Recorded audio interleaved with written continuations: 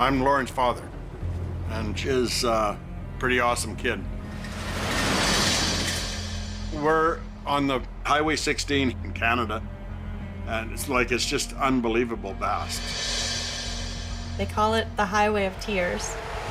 There's all these stories of women missing and being murdered along this stretch of highway. The internet is the new highway of tears. It connects everybody everywhere. I knew she was on Facebook lots, but I didn't know about the other online stuff. You are literally opening your door to these predators. Okay, now we just have psychopaths that aren't even just traveling along this highway randomly, but they're actually searching for these victims.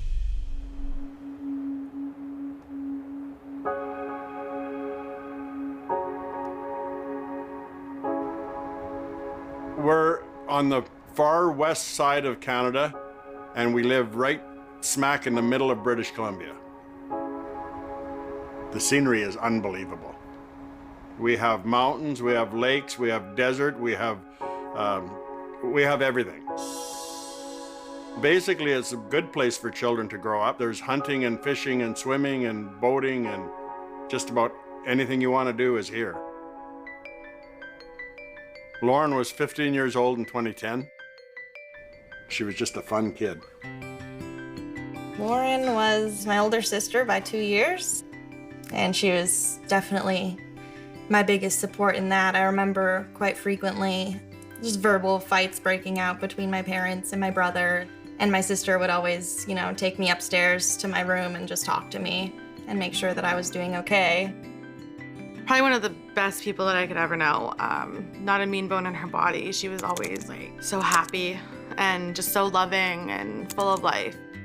You would never know unless you knew that she had a problem. She had what they call iris coloboma, and it's very rare.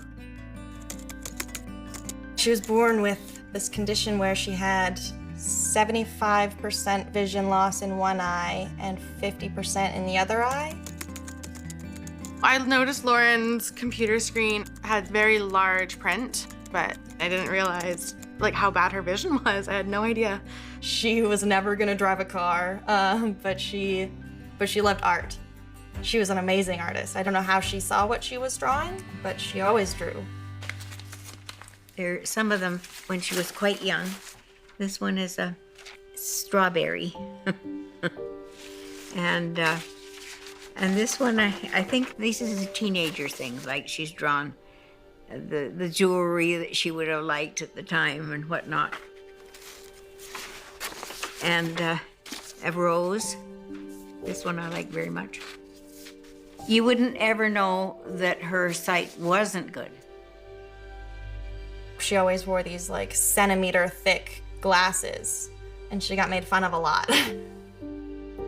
When she was in elementary school, the kids used to pick on her, but she just lived with it. We did talk about the bullying, it did have an effect on her. Lauren knew I was getting bullied throughout high school. We did kind of bond over that.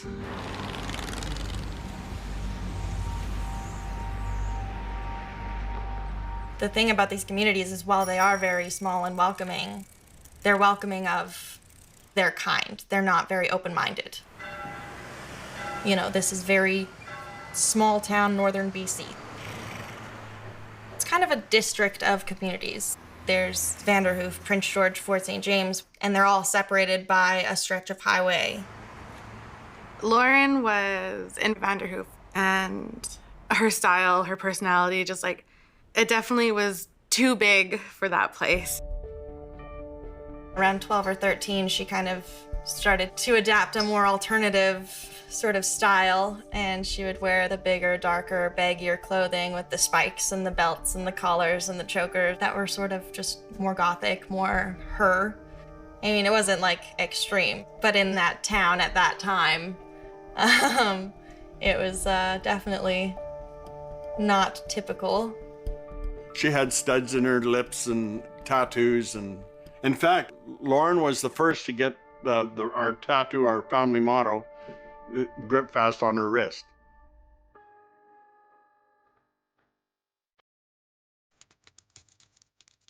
I think that she might have felt out of place. It's lonely in those small communities way up there. Like, there's not a lot of people to be friends with, and the people that you have around you, if you by chance don't fit into their mold, you might as well not exist. So I think when we started to get Facebook and we started to get these online platforms to communicate, it did bring the rest of the population to you, and it really did kind of open up those gates to make real connections that you could appreciate.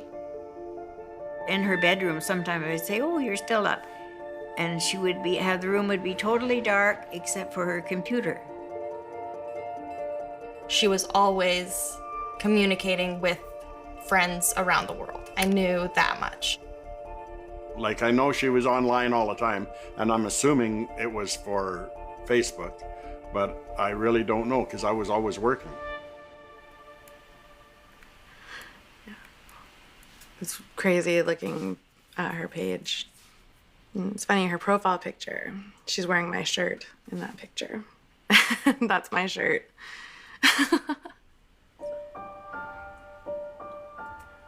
I actually remember her posting some of these. A lot of them, actually. Good reason to wear pajamas in bed. Yeah, I've never seen any of these. You would never know that she had been hurt. You would never know that she was struggling with her depression. It never stopped her from doing everything she could to make other people feel better. I knew she struggled with her mental health. I knew she was connected with people that also struggled with their mental health. I knew that was one of the things that, brought her to her friends. Everywhere. Missouri, Kansas, everywhere all over the States. There's people in Europe, there's people around the globe so touched by her without knowing her. It's like a full blog of how much she meant to this community anyway.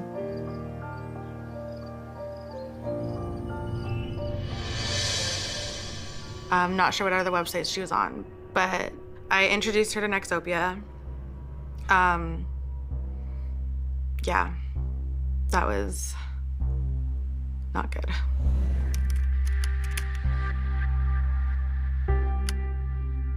The first time we really heard about Nexopia was in 2003. And interestingly, it was a very young Canadian programmer who put that together. He actually adopted for his slogan, "Why use Nexopia?" Because your mom is on Facebook. Here was a place where they could actually hook up in privacy. At the time, I thought it was a great place to be. It's like, I want to be on this website all the time, and it's not. So this is Lauren's Nexopia. She goes by Ba the Sheep. And she's got all of her information. It's all completely open. Her location, her age, everything. It's all there. Nexopia could be risque, and it's a dangerous place to go. Yes, you meet people, but these are strangers. But the teenagers took a chance because they wanted to be free. I was targeted by grown men on this website. 26, 27. I was like 15, 14. And then as we got to talk, it became sexual, and he would make inappropriate comments about my body. He would send me photos that I had no business seeing. He would ask me for photos. Then he would turn around and say, "No pressure, it's okay if you don't want to, if you're not comfortable, that's okay." And then he would try it again. My biggest mistake in life is introducing Lauren to Nexopia. Yeah. I showed her my profile, and if I could go back in time, I never would have done it. I never would have showed her it. It's not a safe space.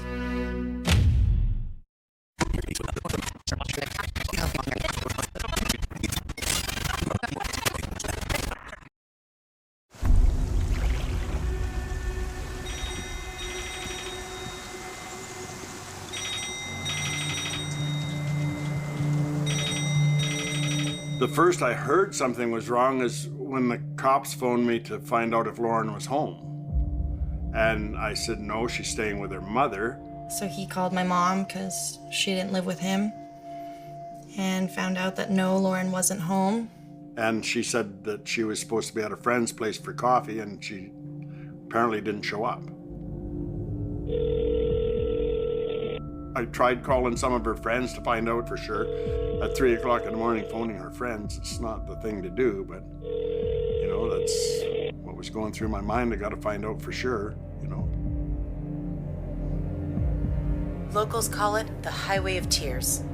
About 50 young women and girls have disappeared along the highway in Western Canada. At that time, I didn't know too much about the Highway of Tears. It's a long highway. It's all the way from Prince George to Prince Rupert, and we live right next to that.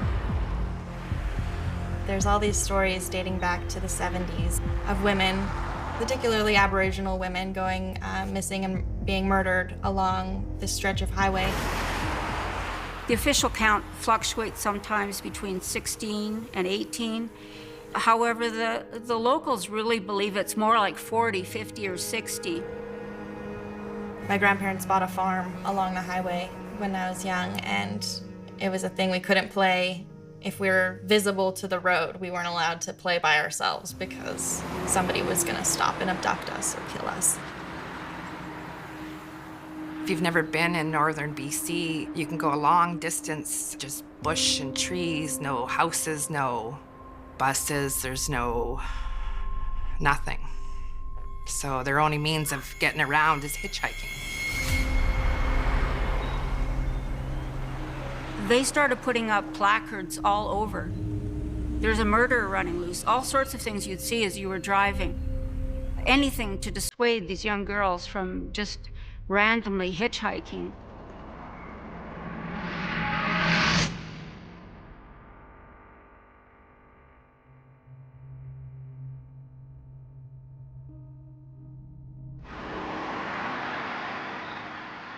The police did describe that this was probably an isolated case involving a woman who was in a very high-risk lifestyle. She had been an escort, and she was known to police because of her drug activity. About a year later, there were 2 more missing women actually reported on the same day. There was a Cynthia Mass, who was 35, and there was Natasha Montgomery, who was 23. Natasha Montgomery is my daughter. She had lots of friends. She was right into sport. She liked to figure skate. She had 2 children, Jameson and Brianne.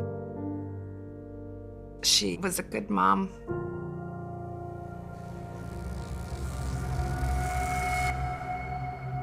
When she first went missing, of course, I kept asking everybody if they had heard from her. It had been a few days, and I hadn't heard anything, so I drove around Prince trying to find her.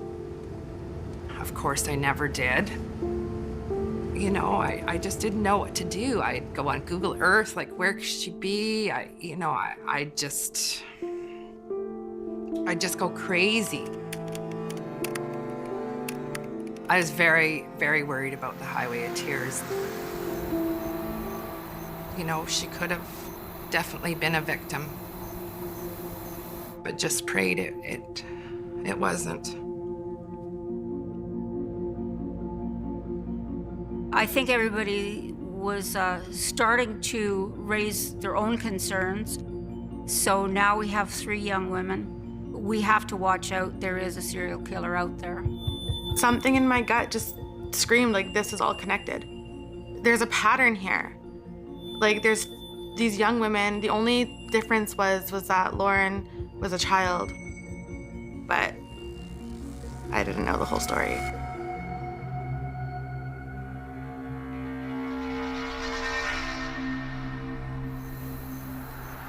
I didn't know until it hit the radio. I phoned the police to Cynthia's sister. why does she want to talk to me? I was really confused. I didn't even know what to say to you when we actually got on the phone, other than I just knew there was a connection. How I knew, I don't know. I think they're all connected. That's what you said to me. Yeah. You were already on it. You'd already started going, you know, there's something going on here. It's not just my daughter is missing. And honest to God, up until then, I didn't even know about the Highway of Tears. I don't read the newspaper, and I try not to listen to too much news, and so I didn't know about them. And then the cops phoned me, and things just went sour from there.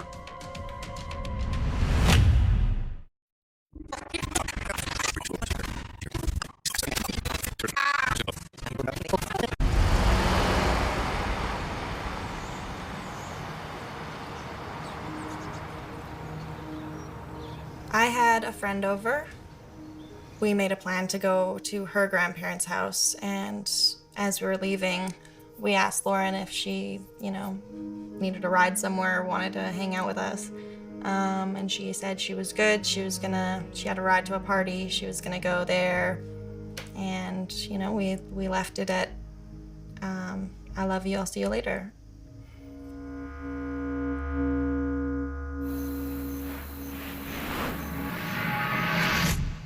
Later on that night, on November 27th, it was probably around 9:45 in the evening. A police officer who was going on the highway just happened to see something out of the corner of his eye which didn't look right, and that was someone barreling down in a black pickup truck. He followed him, and he had just a gut feeling that something was wrong. When he pulled him over, instead of rolling down the window or zipping it down the way some people will do, he chose to open it just a crack to produce his driver's license. And the person on the driver's license was Cody Lejabakov, the 20-year-old male living in Prince George. The officer, he had a bit of light there with his flashlight, so he was able to see that there was just the tiniest smear of blood on the driver's face.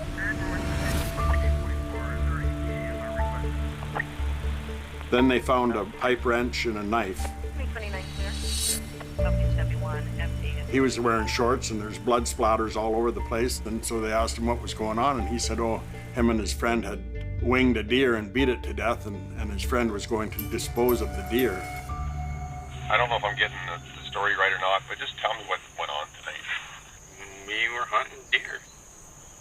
If we run this blood, if we do a forensic match on it, we're going to find out it's deer blood, right? I guess so, yeah. You guess so. It obviously is. I believe at that point he thought he perhaps had a poacher on his hands, and he decided to call in the conservation officer. They could have taken Cody in to the station and had charged him with poaching there, but that cop had a really bad gut feeling. This part in the road here, where you see this gravel road coming off the highway, that's where Conservation Officer Cameron Hill decided that he thought there was something worth investigating there. Something just wasn't right. And so he made the decision to see exactly what was there.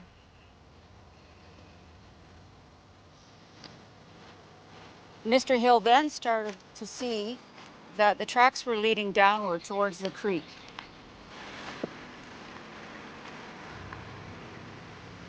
So he continued down this path. The snow would have been deep. It would have been really hard to see. Apparently he was having trouble with his flashlight. He was really concerned he was going to run out of light before he had found this deer, because that's what he's looking for. And so he continues down this path, and as luck would have it, the torch lasted just long enough for him to see that there was a large object lying there on the ground. And he realizes almost immediately that it's not a deer, that it is a human being.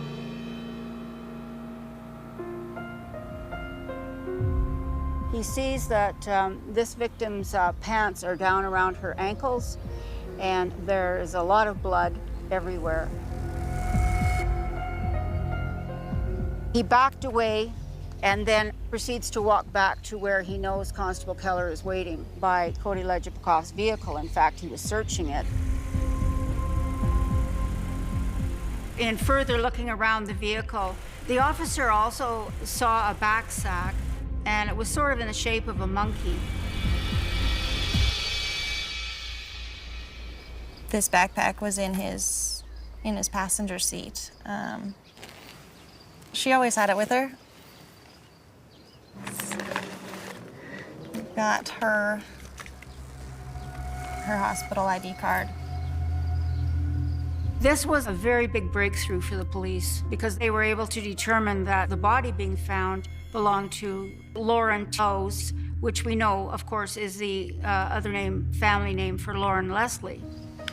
That was when they called my dad. Something is seriously wrong, and that was when he went out to the scene.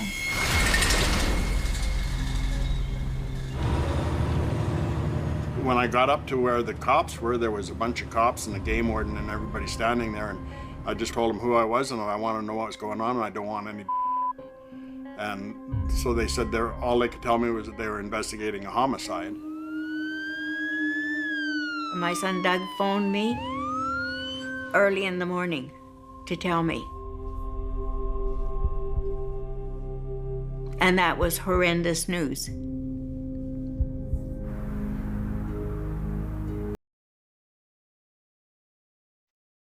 Walking to school on the Monday, completely exhausted and lost and out of my mind, was sort of the moment that it hit me that Lauren was dead. And I don't know, I guess it took me months to even fully accept it, but it took me days to even realize.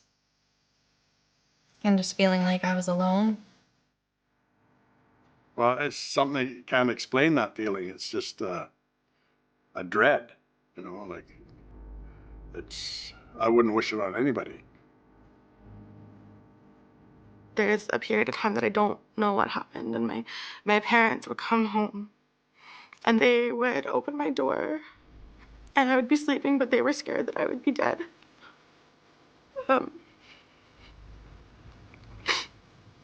I just felt like my world was broken.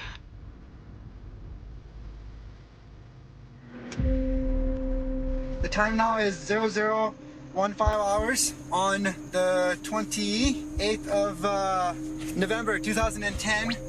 I'm arresting you for the murder of Lauren Dawn Toes. Of course, he was advised of his rights and told he could phone a lawyer if he wished. And he said, I just want to phone my dad. I want to call my dad. You have the right to call a lawyer right now. How old are you? You're an adult? I want to call my dad. You're an adult? So you have a right to call a lawyer right now. Do you want to call a lawyer? I want to call my dad. And he said, he was supposed to be engaged and he's supposed to be, home with his fiance. And why is he hanging out with a 15-year-old girl in the middle of the night? How about you? You got, who do you hang out with, My girlfriend. Yeah, just kind of important to you. Yeah. This is the girl I'm gonna marry. What's the plan? What are you thinking? Move in together. We've already talked about this. Kids, marriage, start a family. Live happily ever after. Well, if you looked at him and didn't know, you wouldn't know. His grandfather was raised in the little town where I was raised, and they owned a garage and a taxi and later a sawmill, and they were part of our community.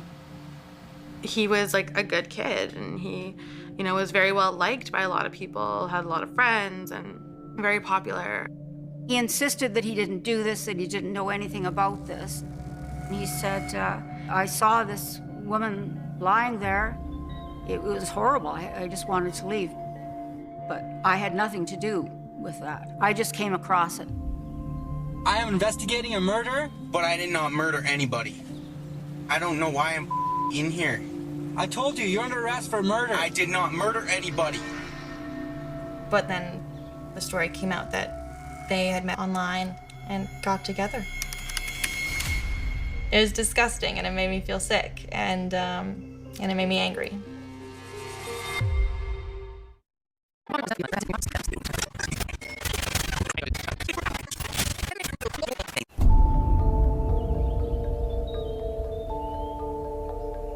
One of the really big breakthroughs in this case was when the officers were able to go through Cody Lejabakov's cell phone. There they were able to retrieve all these texts from Lauren Leslie so that they could basically retrace the steps, how these individuals met, how they came to be together that night on November 27th, what the plan was. And the plan was that they would meet that evening. Lejabakov was an avid user of social media and technology. He frequently used the online name of One Country Boy.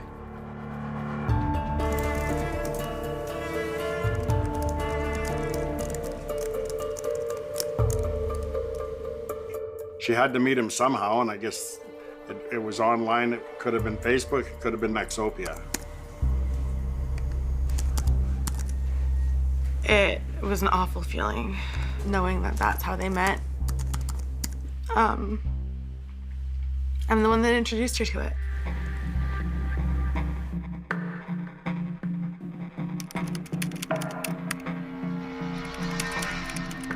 That's how they started talking. He reached out to her first and initiated that conversation.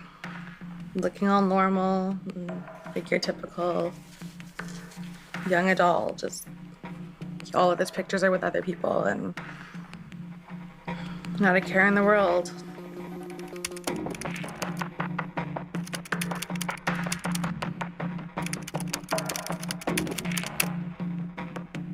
This is disgusting, like, just the way he's speaking to her, like she's an object, not even a person. Cody's very pushy right from the start. Like, he's 20, she was 15. Like, that's not okay.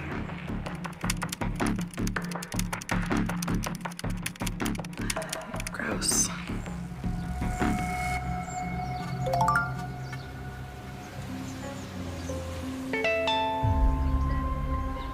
The texts were very revealing, I feel, to show he had in fact met up with Lauren at her school. He had in fact taken her for a drive.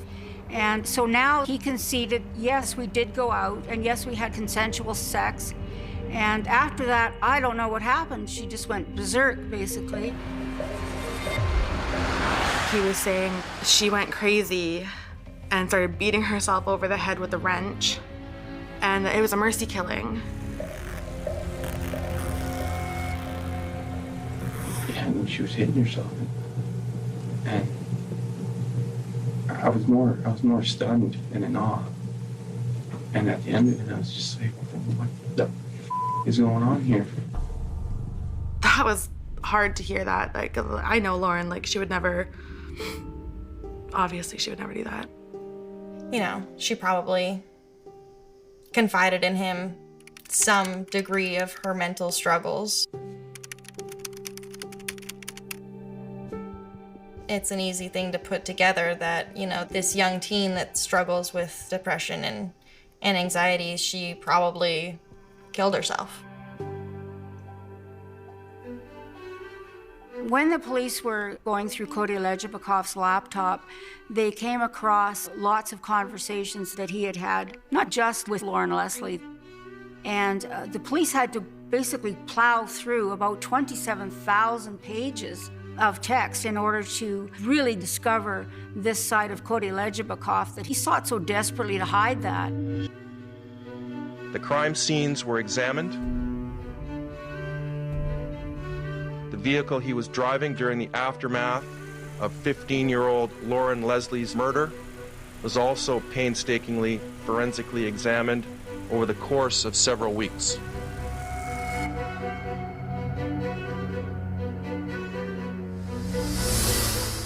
There were spots of it that were not related to Lauren Leslie. It was sort of like those mystery movies. What? It's not all Lauren Leslie's blood? Well, then whose? Definitely when it came out in the news, it was a huge red flag for me, you know, because he had said he'd been in the Prince George area. So I started checking like my daughter's Facebook to see if there was any connection. I never connected them because Lauren was a young teenage schoolgirl, and she was also Caucasian and obviously outside of the age group. Yeah.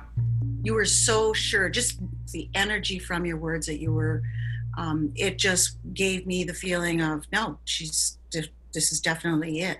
And as things began to unravel, every single one of your connections were the truth. I was scared to listen to you after a while because I'm like, what else does she know? I understand why the police would have been hesitant to make that connection because they were incredibly different. Lauren was also younger, and she wasn't involved in drugs. What had happened was until, you know, he was investigated for Lauren's murder, he wasn't on any police radars. Like, they had no reason to question him. Once they did have a reason, they went into his apartment and they started investigating. Mr. Lejabakov had lived in an apartment where people would party and they would do drugs. So when the police first went there, it became just a bountiful amount of evidence that they could later use. It was a combination of many factors that has brought us to the point where additional 3 homicide charges can be laid. One of the officers did say it was a treasure trove because there was so much blood, sadly. They found Jill's DNA on the couch. The picaroon with Cindy's DNA on it. Natasha's DNA spread out across his apartment. There was some in the bedroom. There was a pool of blood with his footprint in it. Yeah, it was like crazy. Like, how sick. You know, he is so sick he shouldn't be allowed to breathe. He beat them with blunt force, with tools. Splatters all over the wall, in the kitchen, cupboard, in the bathroom, on the mat, along the tub is all Natasha's DNA. It was just overwhelming. Has Natasha Montgomery been found? No, she has not, and our efforts will continue to make all attempts to locate her. I was devastated. I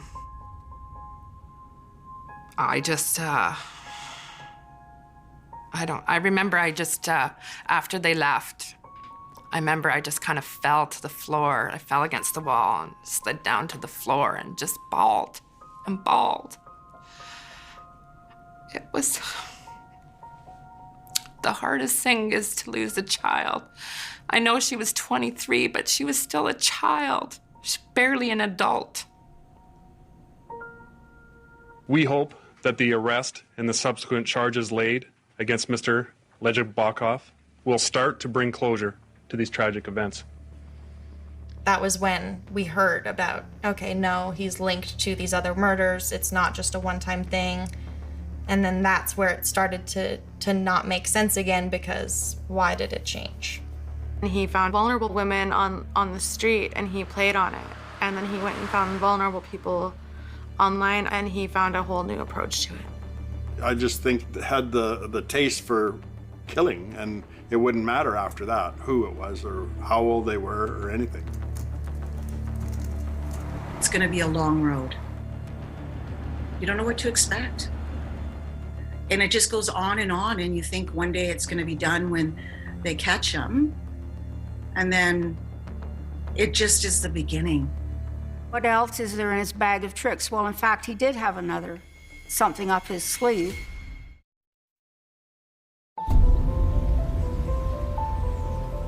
In Prince George today, the start of a trial for the murders of 3 women and a teenage girl.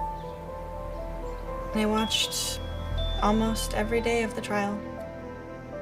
I sat in the same place and I watched his bald head. If I could have cut his head off right there, I would have. Looking at him, he was totally different. Even his pictures in the newspaper, you would not know that this person was him. It was like watching a video of somebody bored out of his mind, monotonously talking about something that's breaking your heart.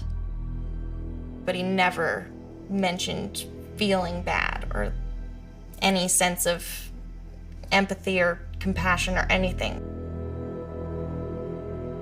And of course, I looked in his face for some kind of acknowledgement or something, but there was nothing. I found him very arrogant. That's the only word I can think of. When it was announced that Mr. Lejbakov was going to be taking the stand, I think there was a sort of total disbelief. What else could he say? But the most fantastic story of all, of course, was the introduction of Mr. X, Y, and Z. He maintains, oh yes, I was there, but my only part in it was to hand the murder weapons to these individuals. It was a coke dealer and a couple of his acquaintances. We know there's no X, Y, and Z. There's no other DNA to support that. He didn't name them because to do so would have been a rat in prison. He's caught. You're caught. There's so much evidence. It's overwhelming. Just admit what you did. It was devastating, really, because I knew then I wasn't going to find out anything about my daughter, and he, you know, he's not admitting to anything. It's just a lie. There was so much going on. At first, he didn't admit anything.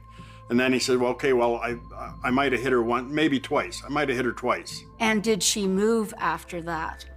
And when Cody Lejbakov said no, then there you have it, you see. He struck the final blow that killed her.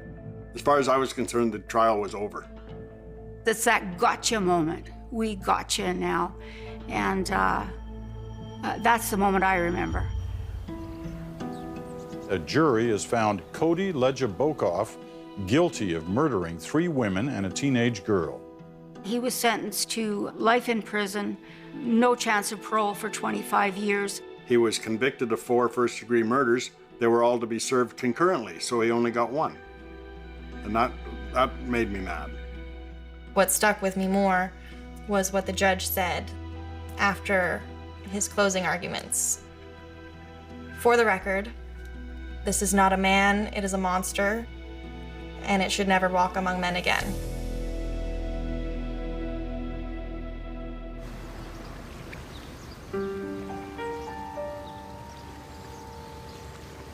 There will always be questions.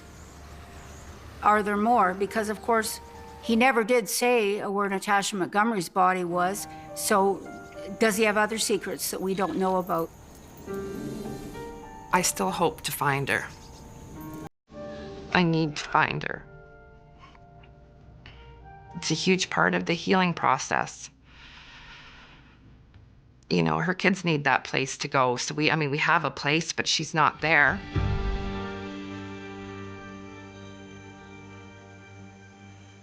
Oh, we got so many messages on Facebook after her death. A lot of her friends, like from all over the world, like that she had helped. You know, I knew Lauren, but to know her better, like you hear things about her and from other people that I may not have known. You know, it just makes a big difference.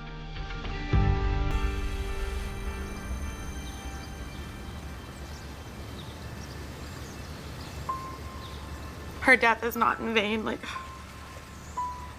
who knows how many people that she saved. She stopped him from killing so many more women, and he would have kept going.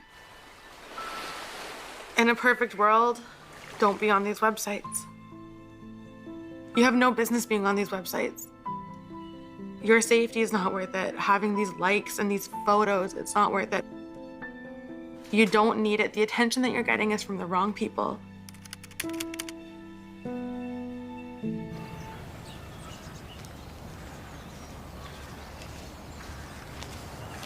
For 7 years, I posted on Facebook every day. Just how I felt the day. Talked to her like she was there. And then one page led to another, to another, to another. 1,500. Night falls fast in the Alaskan wilderness. Out there, beyond the last gravel road, beyond the scattered lights of a town that barely exists on the map, the forest closes in like a wall. The wind carries no voices. The rivers swallow sound. And when something disappears out there sometimes, it never comes back. For 32 years, one case haunted a small Alaskan community like a ghost that refused to leave. A young woman vanished into the wilderness. No witnesses, no weapon, no body, just a trail that ended in snow. The file would eventually earn a label investigators hate to use: cold case. But what no one knew in the winter of 1991 was that the silence surrounding that disappearance would stretch across decades, and that the truth, buried under layers of time and ice, would wait patiently for technology that did not yet exist. Until one day, 32 years later, a machine would whisper a name. And when that name surfaced, it would shock an entire community. The story begins in a town so small that the population sign at the highway entrance feels almost unnecessary. A scattering of wooden houses. A gas station that doubles as a grocery store. A bar where everyone knows everyone else. Winters here are not just cold. They are consuming. In January, the sun barely rises above the horizon. Temperatures plunge below -30. Snow piles against doorways. Roads vanish under white silence. Yet life continues, stubborn and routine. On the morning of January 17, 1991, 24-year-old Emily Carter left her small cabin just outside town. She pulled on a thick blue parka, wrapped a wool scarf around her neck, and stepped into air so cold it stung her lungs. Emily wasn't a drifter. She wasn't someone who disappeared. She worked at the town's tiny medical clinic as a receptionist. She volunteered at the school library. People described her the same way every time: reliable, quiet, kind. The kind of person who always showed up. That morning she planned to drive into town for her shift at the clinic. It was a 15-minute drive along a narrow road that cut through miles of forest. She never made it. At first, nobody noticed. In a place like this, delays happen. Cars break down. Roads close. Weather shifts without warning. But by late afternoon, something felt wrong. Emily hadn't arrived at work. Her phone rang unanswered. At sunset, the clinic manager drove out to Emily's cabin to check on her. The front door was locked. Her truck was gone. And that was the moment when a quiet unease settled over the town like gathering fog. By nightfall, the Alaska State Troopers had been notified.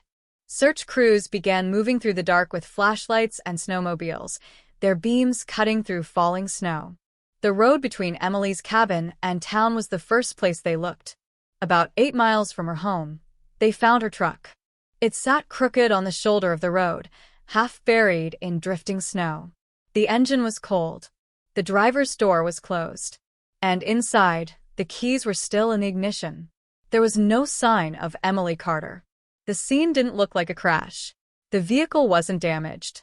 There were no skid marks, no impact, nothing suggesting mechanical failure. But something about the truck felt wrong. Her purse lay on the passenger seat. Her wallet still inside. Her phone, a small early 90s model, rested in the center console. People do not abandon their car in the Alaskan wilderness in January without taking something. Investigators stepped carefully around the vehicle, scanning the snow. And that's when they saw it. Footprints. One set.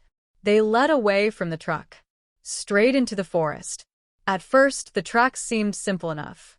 Emily had apparently left the vehicle and walked into the trees. But the deeper investigators looked, the stranger the scene became. The footprints moved steadily into the wilderness for about 40 yards. Then they stopped. Not faded. Not drifted. Stopped. There were no return tracks. No second set of prints. No sign of a struggle. Just a trail that ended abruptly in untouched snow.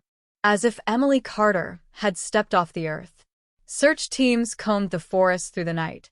Dogs were brought in. Helicopters scanned the frozen landscape at first light. Volunteers formed long human lines, walking shoulder to shoulder through the woods. Nothing. No clothing. No blood. No broken branches. No body.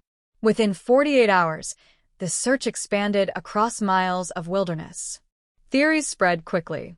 Maybe Emily had wandered off in confusion after a breakdown. Maybe she'd fallen into a hidden ravine. Maybe wildlife had dragged her body deeper into the forest. But every theory collapsed under the same simple fact. There were no tracks. No signs. Nothing. And in Alaska's winter snow, nothing is rare. Snow records everything. Every step. Every movement. Every disturbance. Unless something erases it. As days turned into weeks, the investigation shifted from search to suspicion. Troopers began interviewing everyone who had seen Emily in the days before her disappearance. Friends, neighbors, co-workers, customers at the gas station. In a town this small, everyone had crossed paths with her. Most interviews were uneventful. Emily had no enemies, no known conflicts, no obvious reason to disappear. But one detail caught investigators' attention. 2 nights before she vanished, Emily had been seen arguing with someone at the town bar. Witnesses described the exchange as tense.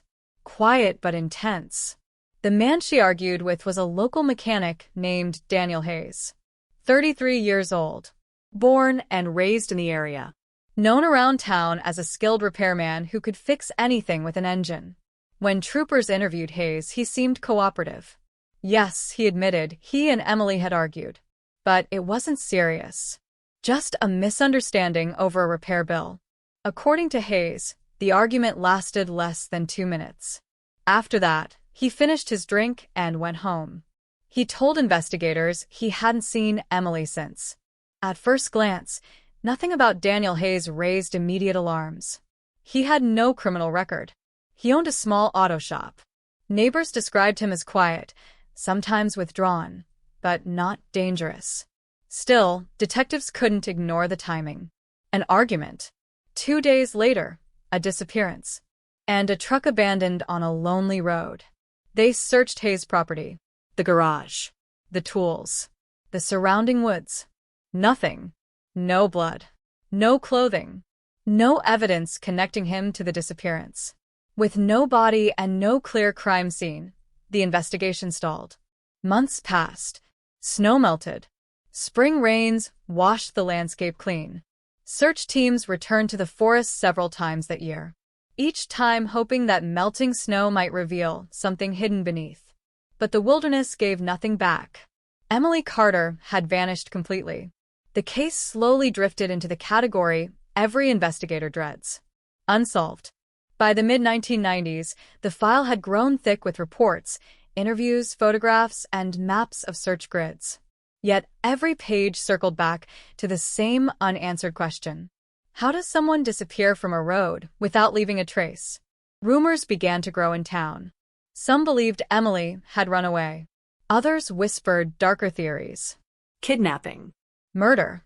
Even supernatural explanations, the kind that surface when logic fails. But for Emily's family, the rumors didn't matter. Her parents kept the porch light on every night for years. Just in case. Every anniversary of her disappearance brought renewed attention. Local newspapers printed the same headline again and again. Alaska Wilderness Cold Case remains unsolved. Investigators occasionally reopened the file, hoping fresh eyes might see something others missed. But the evidence remained frozen in time. A truck on a snowy road. A line of footprints. And then nothing. Decades passed. Technology evolved. DNA science advanced at a pace nobody in 1991 could have imagined. Old evidence, once considered useless, suddenly held new potential. Across the country, cold cases began reopening. Some solved after 20 years. Others after 40. Names long forgotten resurfaced in databases. And in a quiet evidence locker in Alaska, the Carter file waited. Inside it were photographs of that abandoned truck. plastic bags containing clothing from the vehicle, swabs taken from the steering wheel, fibers collected from the driver's seat. Back in 1991, those items revealed almost nothing. But by the early 2020s, forensic technology had changed dramatically. Tiny fragments of DNA, once invisible to science, could now be extracted, amplified, and compared against massive national databases. And in 2023, a cold case detective decided it was time. The Carter disappearance would be reopened. Not because new witnesses had come forward. Not because someone confessed. But because technology had finally caught up with the mystery. Evidence from the truck was sent to a specialized forensic lab. Scientists began re-examining every swab, every fiber, every microscopic particle preserved for 3 decades. Days passed. Then weeks. Most cold case tests lead nowhere. But this one would be different. Because buried in a tiny sample collected from the inside of the driver's door handle, there was something investigators in 1991 never knew existed. A partial DNA profile. At first it seemed insignificant. The sample was degraded. Incomplete. But modern software could rebuild fragments. Piece by piece. Letter by letter. Until a genetic pattern slowly emerged. It was not Emily's DNA. It belonged to someone else. And when analysts ran that profile through national forensic databases, the system began searching millions of records. For days, the computer compared genetic markers across the country. Then suddenly, an alert appeared on the screen. A potential match. Not direct, but close. Close enough to point investigators toward a family line. And within that family line, there was a name detectives in Alaska already knew. A man who had once been questioned. A man who lived just a few miles from the road where Emily's truck had been found. A man who, for 32 years, had quietly continued his life while the mystery around Emily Carter deepened. Daniel Hayes. And the moment that name appeared again in the case file, the quiet Alaskan town realized something chilling. The cold case that had haunted them for 3 decades was no longer frozen in time. It was waking up. The name resurfaced quietly at first. No headlines. No flashing police lights. Just a line of text on a forensic report that landed on a detective's desk more than 3 decades after Emily Carter stepped away from her truck and vanished into the Alaskan wilderness. Daniel Hayes. For most people in town, the name barely registered anymore. 32 years is enough time for memories to blur, for suspicions to fade, for life to move on. Children who had been in elementary school when Emily disappeared were now adults with families of their own. Businesses had changed owners. Houses had been rebuilt. The forest had reclaimed countless footprints. But inside the Alaska State Troopers' cold case unit, the past never fully disappears. Detective Laura Bennett had been reviewing dormant files for months when the Carter case resurfaced. She wasn't part of the original investigation in 1991. In fact, she had been in middle school when Emily Carter vanished.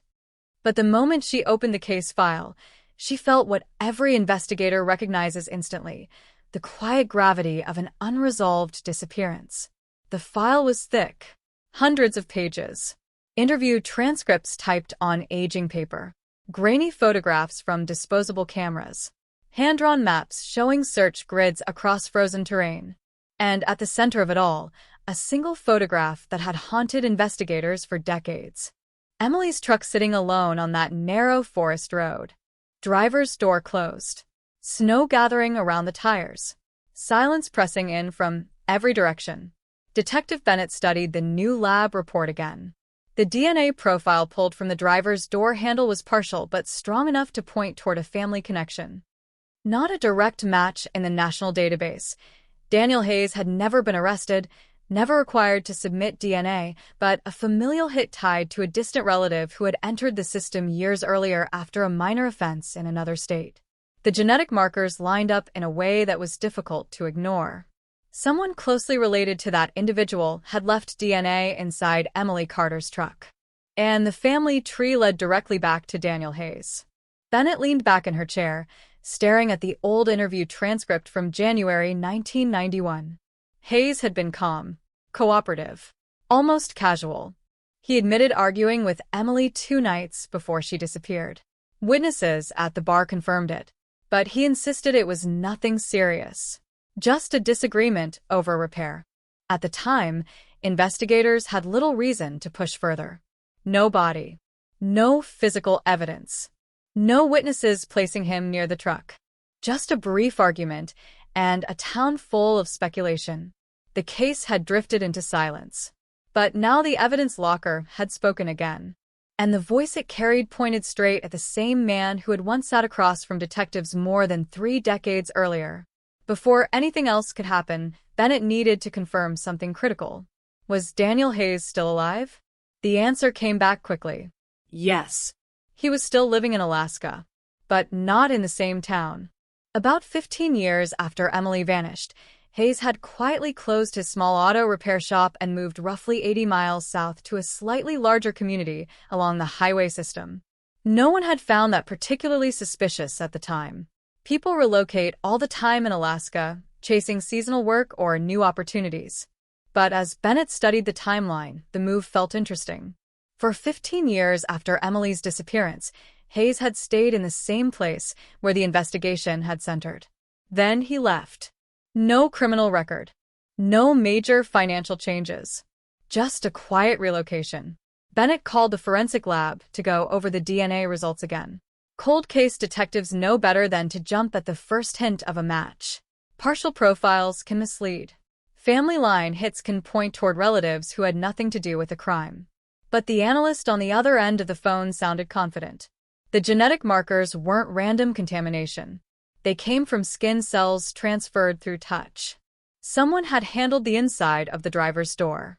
And that someone was almost certainly a close blood relative of the person flagged in the database, which meant investigators had a decision to make. After 32 years, they could reopen the investigation publicly, or they could move quietly. Bennett chose quiet.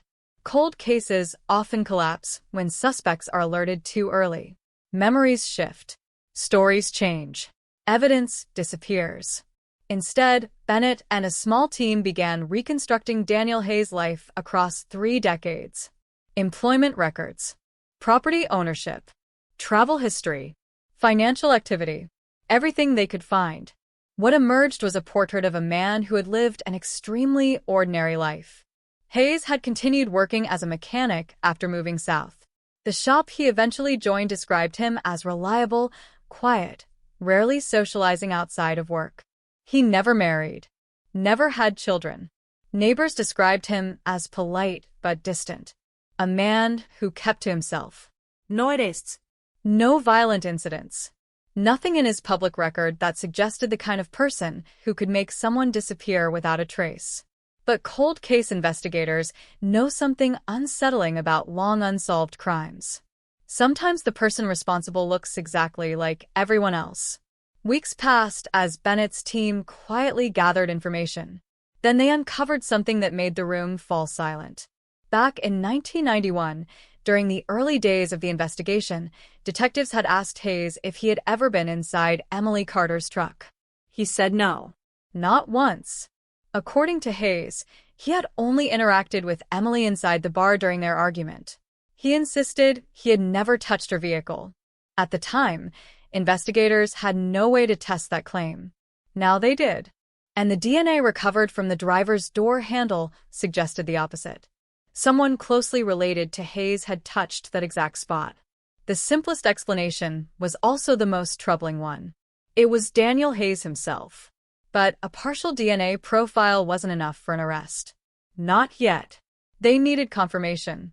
And that meant obtaining a direct DNA sample from Hayes without alerting him. There are quiet ways investigators do this. A discarded coffee cup, a cigarette, anything carrying saliva or skin cells. The challenge was distance. Hayes now lived hours away from the small town where Emily vanished. So Bennett contacted local authorities near Hayes' current residence. A small surveillance operation was arranged, simple and discreet. For several days, officers observed Hayes from a distance. He drove an aging pickup truck to work each morning, spent most of his day inside the repair garage, occasionally stopped at a convenience store on the way home. Routine. Predictable. Almost boring. Until the moment that mattered. One evening, Hayes stopped at a gas station and bought a soda. Surveillance officers watched as he drank from the bottle, then tossed it into a trash bin near the pumps before driving away. Minutes later, an investigator retrieved the bottle. It was carefully sealed, labeled, and sent overnight to the forensic lab. Then everyone waited. DNA comparison isn't instant. Even urgent tests take time. But 3 days later, the result arrived. Detective Bennett opened the email report slowly, aware that a single line of text could shift the entire direction of a 32-year-old mystery. The lab conclusion was short, clear, and chilling. The DNA from the soda bottle matched the profile recovered from Emily Carter's truck door handle. Daniel Hayes had touched the inside of that vehicle, which meant his statement to investigators in 1991 had been false. And suddenly the quiet mechanic who had once been just another witness in the case became something else entirely. A suspect. The news didn't go public immediately. Instead, Bennett's team returned to the old evidence, searching for anything they might have missed the first time. Photographs, fiber samples, even the original search maps. That was when another overlooked detail resurfaced. In the initial reports from 1991, one search volunteer had written a short observation buried deep in the notes. At the time it seemed insignificant. Now it felt different. The volunteer claimed that roughly a quarter-mile off the road, not far from where Emily's footprints ended, they had found an area of snow that appeared disturbed. The shape was subtle. Not a clear digging site. Just uneven snow, like something heavy had briefly rested there before the next snowfall covered it. Search leaders had investigated the spot, but found nothing beneath the snowpack. Without a body or clear evidence, the detail faded into the background of the investigation. But Bennett stared at the map coordinates again. The location was interesting for one reason. It was along a narrow path that led deeper into the forest. A path known mostly to locals, including hunters, and mechanics who spent their free time outdoors, like Daniel Hayes. Suddenly, the decades-old map looked less like a dead end and more like a trail that investigators had never fully followed. And the question that now hung over the entire investigation was simple. If Hayes had lied about touching Emily's truck, what else had he lied about? Because somewhere beyond that quiet stretch of Alaskan road beyond the trees where Emily's footprints vanished into snow, the truth had been waiting for 32 years. And the deeper investigators dug into Daniel Hayes' past, the more they began to realize something deeply unsettling. Emily Carter might not have been the only secret buried in those woods. Detective Laura Bennett kept the old search map spread across her desk long after everyone else in the office had gone home. The paper had yellowed with age, the ink slightly faded, but the grid lines were still clear. Each square represented hours of boots moving through snow, volunteers stepping shoulder to shoulder through a forest that seemed determined to swallow every clue. Near the top corner of the map, a small circle had been drawn in pencil. The disturbed snow. A tiny note beside it read, "Possible compression, no evidence found."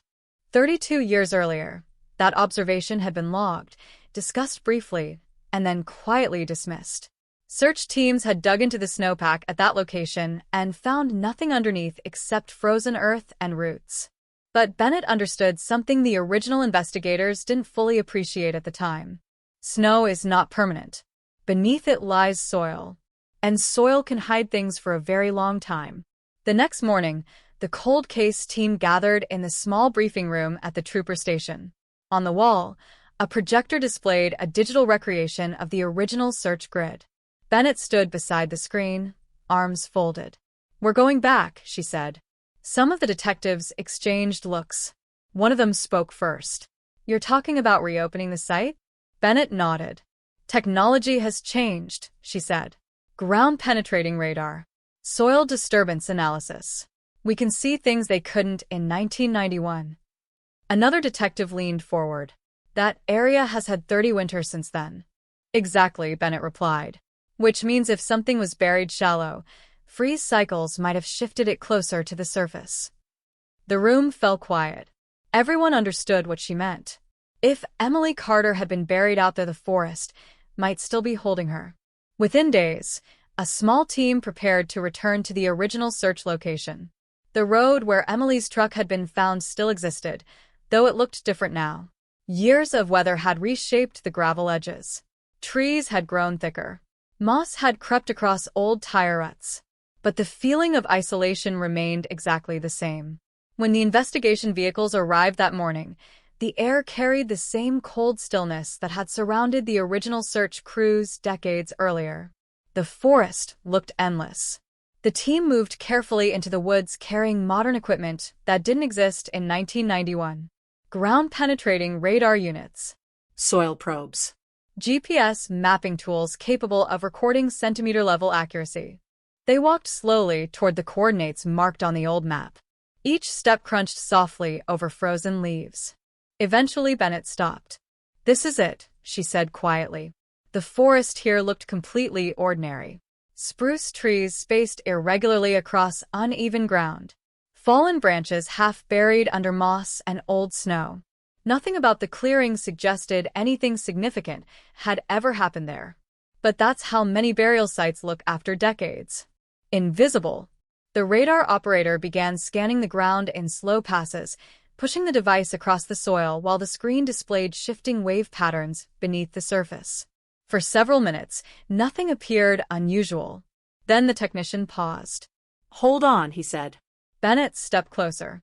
The radar screen showed a faint irregularity about 4 feet beneath the soil. A subtle disruption in the natural layering of Earth. "Could be a rock," someone said. "Maybe," the technician replied. But his tone suggested he wasn't convinced. They scanned again from a different angle. The same disturbance appeared. Same depth. Same shape. Bennett felt a cold pressure settle in her chest. "Mark it," she said. Bright flags were placed around the area. Photographs taken.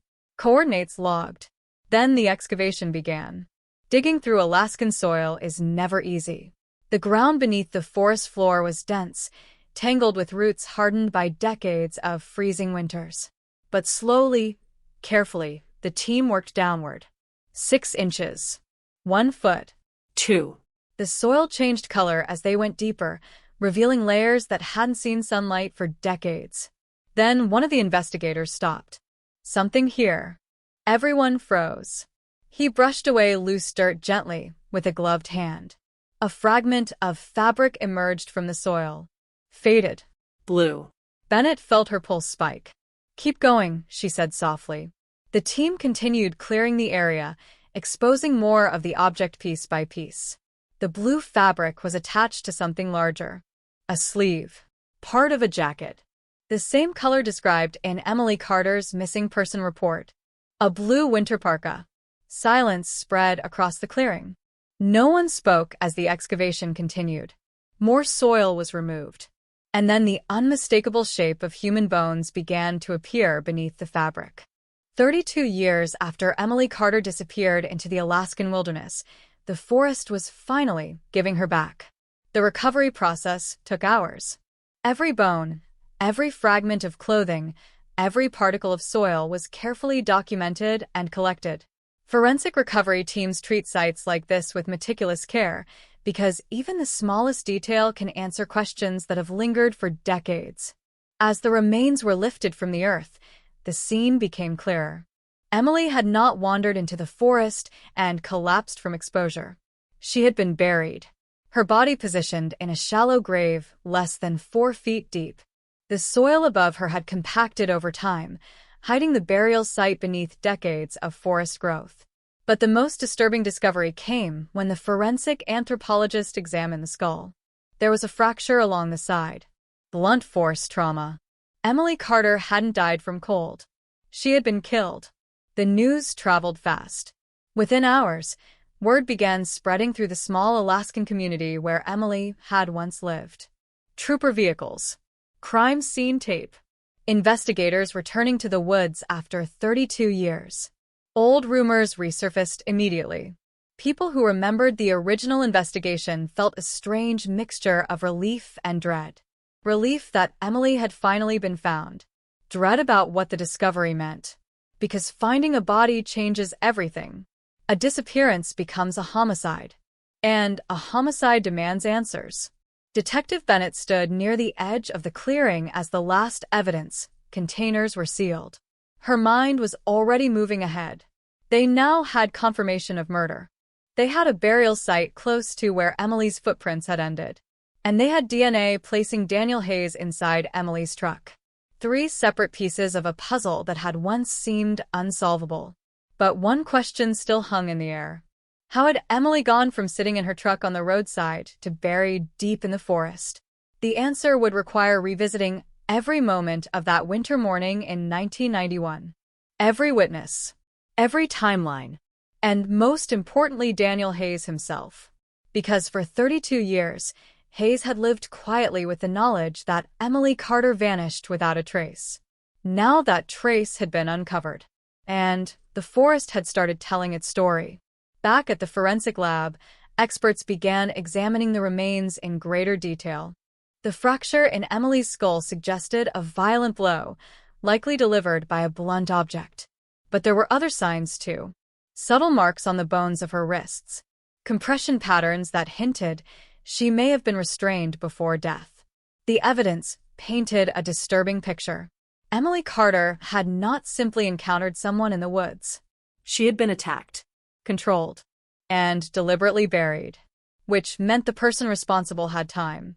Time to move her body, time to dig, time to cover the grave before the next snowfall erased every trace. And that realization brought investigators back to the same chilling conclusion. Whoever killed Emily knew the wilderness, knew the terrain, knew how to disappear inside it. Days later, detectives quietly prepared the next step. Daniel Hayes would be interviewed again, for the first time in 32 years. But this time, the conversation would be very different. Because when Hayes sat down with investigators in 1991, they had only questions. Now they had something else. His DNA. A body in the forest. And the slow, undeniable collapse of the story he had told decades earlier. What they didn't yet know was whether Hayes had spent 32 years preparing for this moment, or whether the truth buried in those woods was far darker than anyone had imagined. 32 years is a long time to carry a secret. Long enough for seasons to blur into decades, for witnesses to move away or forget details, for entire communities to convince themselves that some mysteries will never be solved. But once the forest gave up Emily Carter's grave, time suddenly began collapsing inward. The past was no longer distant. It was evidence. Detective Laura Bennett sat across from the evidence board in the cold case unit, studying the updated timeline now stretching across the wall. New photographs had replaced old speculation. At the center was the recovered parka, the same faded blue jacket Emily had been wearing the morning she vanished. Below it, a simple line connected 3 facts investigators could no longer ignore. Emily's truck, the burial site, Daniel Hayes' DNA. For decades, Hayes had been nothing more than a footnote in the file, a man who argued with Emily at a bar 2 nights before she disappeared. Investigators had questioned him briefly and moved on when nothing concrete surfaced. But now, with Emily's remains recovered and forensic evidence tying Hayes to the vehicle, that quiet mechanic was no longer a peripheral figure. He was the center of the storm. The decision to approach Hayes again was carefully planned. After so many years, investigators knew the psychological stakes were delicate. A suspect who had lived freely for 3 decades might believe the danger had long passed. That sense of safety could be useful. But the moment Hayes realized the case had reopened, everything could change. Bennett wanted the conversation before the news spread. Before Hayes heard about the body. Before the pressure reached him. Early one gray morning, 2 investigators drove south along the highway toward the town where Hayes now lived. Snow drifted across the road in thin waves, the same harsh landscape that had swallowed Emily Carter years earlier, stretching endlessly on both sides. Hayes' home sat on the edge of town, a modest single-story house with a detached garage, the kind of place a mechanic would naturally maintain. From the outside, it looked quiet, ordinary. A pickup truck sat in the driveway. Bennett parked a short distance away. Same truck, her partner asked. She checked the records. Different one. He's had a few over the years. They approached the door slowly. No sirens. No lights. Just a simple knock. Inside, footsteps moved across the floor. A lock clicked. The door opened. Daniel Hayes looked older, of course. 32 years had carved deep lines into his face. His hair had thinned and turned gray at the edges. But the basic features matched the photographs in the old case file. Same narrow eyes. Same heavy brow. For a moment, he simply stared at the two investigators standing on his porch. "Yes," he said. Bennett introduced herself calmly, displaying her badge. "Alaska State Troopers. We'd like to talk with you about an old investigation." For the briefest fraction of a second, something shifted in Hayes' expression. A flicker. Gone almost instantly. "Emily Carter," Bennett said. The silence that followed felt heavier than the winter air. Hayes leaned against the doorframe slightly. "That was a long time ago," he said. "We know," Bennett replied. "But we've reopened the case." Hayes studied their faces carefully. "Why?" "New forensic technology." He exhaled slowly. "Well, I already told the troopers everything I knew back then. We'd still appreciate a few minutes of your time." After a pause that stretched uncomfortably long, Hayes stepped aside and opened the door wider. "Come in." Inside, the house looked exactly how neighbors had described it. Clean. Minimal. Orderly to the point of sterility. A couch. A small table. A television. Tools neatly arranged along one wall, suggesting Hayes sometimes worked on small repairs at home. Nothing about the environment hinted at violence or secrets, but detectives know better than to trust appearances. They sat across from Hayes at the kitchen table. A recorder clicked on. Bennett started with simple questions. Where had Hayes been living since leaving his old town? How long had he worked at the current repair shop? Did he still stay in contact with anyone from the community where Emily had lived? Hayes answered calmly. Short responses. Measured tone. He seemed almost bored by the conversation. Then Bennett steered toward the past. "You remember being interviewed in January 1991, she said. Hayes nodded slowly. "Sure." Everyone was. "You told investigators you had argued with Emily Carter at the bar 2 nights before she disappeared." "That's right." "What was the argument about?" Hayes shrugged. "Her truck. She thought I overcharged her for a repair." "And you never spoke again after that?" "No." Bennett watched him carefully. "Did you ever touch her vehicle?" Hayes didn't hesitate. "No." The answer came too quickly. Too clean. Bennett slid a small photograph across the table. It showed the inside of Emily's truck door. Specifically, the handle. "Modern forensic testing recovered DNA from this location," she said quietly. Hayes didn't move. But the air in the room changed. "The DNA matches you," Bennett continued. The silence that followed felt like a physical presence. Hayes' eyes moved slowly from the photograph to Bennett, then to the recorder, then back to her. "I don't know how that's possible," he said. Bennett leaned forward slightly. "In 1991, you told investigators you had never been inside that truck." "That's correct. But your DNA was on the door handle." Hayes rubbed his hands together slowly. "I worked on the truck once. Maybe that's how." "That's not what you told investigators 32 years ago." Hayes' jaw tightened. "Maybe I forgot." Bennett let the silence linger. Then she said the words that shifted everything. "We found Emily Carter." For the first time since the interview began, Hayes' composure cracked. His shoulders stiffened. "Found her," he repeated. "In the woods near where her truck was discovered." Another pause. Longer this time. "And," Hayes asked carefully, "she was buried." The word hung in the air like a blade. Hayes looked down at the table. When he finally spoke again, his voice sounded different. Lower. "That's terrible." Bennett watched him closely. "She died from blunt force trauma." No response. "We're trying to understand what happened that morning." Still nothing. Hayes stared at his hands for several seconds before finally speaking again. "I already told the troopers everything I knew. But your statement about the truck wasn't accurate." I said maybe I forgot. Bennett leaned back slightly. "Daniel, the burial site was less than half a mile from where her footprints ended." Hayes' eyes flickered upward. We're going to keep investigating, Bennett continued. And if you have anything you'd like to explain now, this would be the time. The room fell silent again. Outside, wind brushed against the side of the house. Hayes inhaled slowly, then exhaled. I didn't kill her, he said. It was the first time he had addressed the possibility directly. Bennett studied him. No one said you did. Another long pause. Then Hayes leaned back in his chair, folding his arms. I want a lawyer. The interview ended immediately.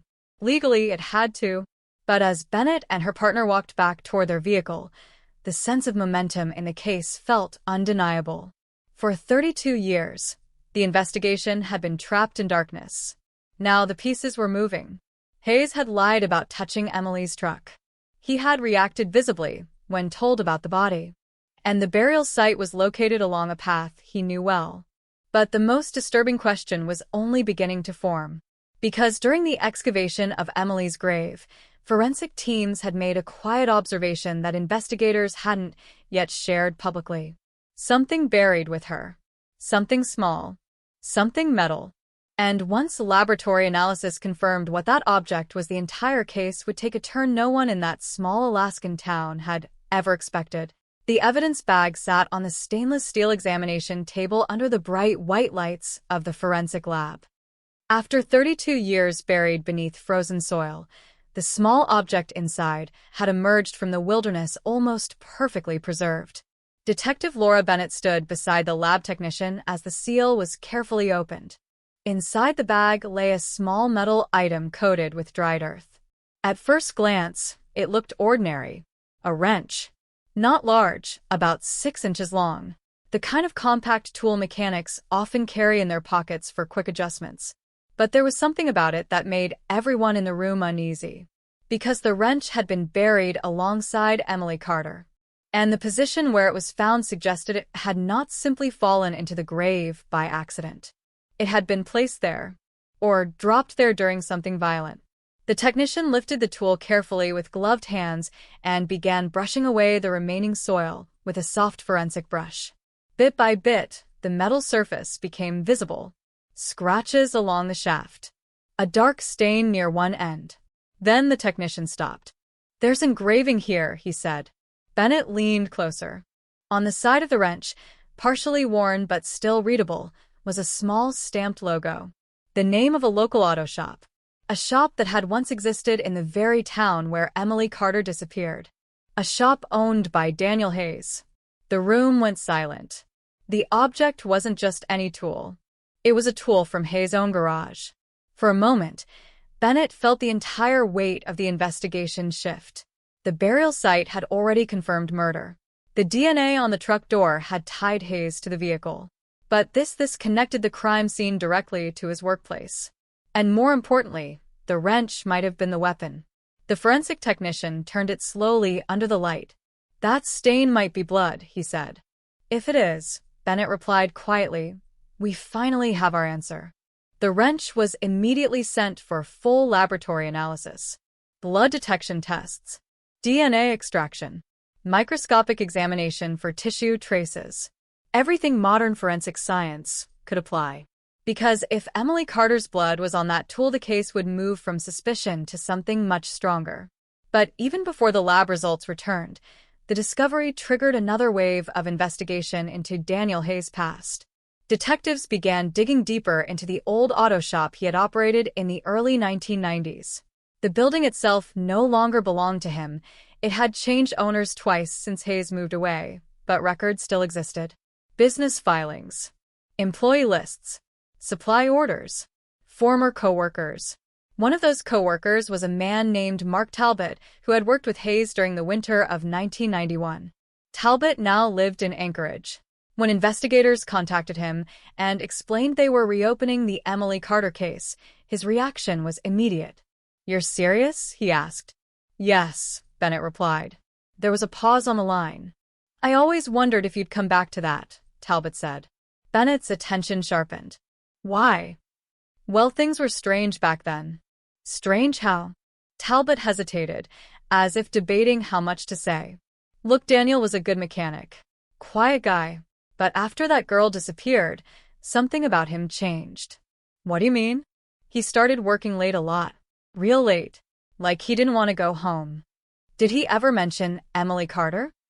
No. Not directly. But Talbot sighed. one night about a week after she vanished, I walked into the garage after closing. Daniel didn't hear me come in. What was he doing? He was cleaning tools. Bennett glanced at her partner. Anything unusual about that? Talbot's voice dropped slightly. He was scrubbing one wrench over and over in the sink, like he couldn't get something off it. The room where Bennett stood grew very quiet. Do you remember what kind of wrench? She asked carefully. Small one, Talbot said. About 6 inches maybe. Adjustable head. Exactly the same size as the one recovered from the grave. Did you ask him about it? Yeah. He just said it had grease stuck in the threads. Talbot paused again. But I remember thinking it looked darker than grease. The call ended shortly after, but the implications lingered heavily in Bennett's mind. A tool from Hayes' shop, recovered from the grave, and a co-worker remembering Hayes obsessively cleaning a similar wrench just days after Emily disappeared. Hours later, the forensic lab contacted Bennett with preliminary results. The stain on the wrench had tested positive for blood, and the DNA profile extracted from it was consistent with Emily Carter. The weapon that killed her had likely been buried beside her body for 3 decades. For the first time since the investigation reopened, the case had crossed an invisible threshold. This was no longer just a reopened disappearance. It was a homicide with physical evidence linking the victim, the suspect, and the burial site. But prosecutors still needed one more crucial piece: proof that Daniel Hayes had possessed that exact wrench. Because defense attorneys often attack evidence found decades later, arguing contamination or coincidence. Investigators needed a direct connection between Hayes and the specific tool. That answer arrived from an unexpected place: old photographs. When Hayes operated his repair shop in the early 1990s, a local newspaper had once run a small business feature about him. The article included a photo of Hayes standing beside his workbench inside the garage. The image was grainy, typical of small-town print media at the time. But when investigators zoomed in on the workbench behind him, something caught their attention. A row of hand tools hung neatly on the wall. Among them was a small adjustable wrench, with the exact same engraved shop logo, and a distinctive scratch across the handle that matched the recovered tool almost perfectly. It wasn't absolute proof yet, but it was getting dangerously close. Meanwhile, word about the reopened case was starting to leak into the community. Reporters began calling the state trooper's office. Old residents of the town where Emily vanished started talking again, sharing memories, rumors, and long-buried suspicions. Some people were shocked. Others weren't surprised at all. Because in small towns, certain whispers never fully disappear. One of those whispers came from a retired schoolteacher who contacted investigators after hearing about the excavation. She had known Emily Carter personally, but she also remembered something else. Emily told me once that Daniel Hayes made her uncomfortable, the teacher said during her interview. What do you mean? Bennett asked. She said he stared at her sometimes when she brought the truck in for repairs. Did she ever say he threatened her? No, nothing like that. Just watched her. The teacher paused before continuing. She joked once that he knew her truck better than she did. Another small detail. Another thread tying Hayes closer to Emily's life. But the biggest unanswered question still remained. How had Emily ended up in the woods that morning? Investigators returned to the original timeline again. January 17th, 1991. Emily left her cabin for work.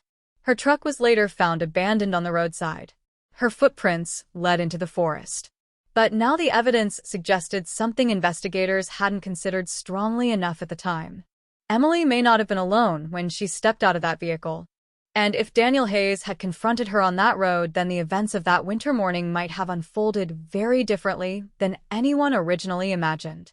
But the truth about what really happened between Emily Carter and Daniel Hayes was still buried somewhere between the truck, the forest, and the shallow grave that had stayed hidden for 32 years. And investigators were beginning to realize something deeply unsettling. The wrench found beside Emily's body might not have been buried there by accident. It might have been left there intentionally, which raised a chilling possibility.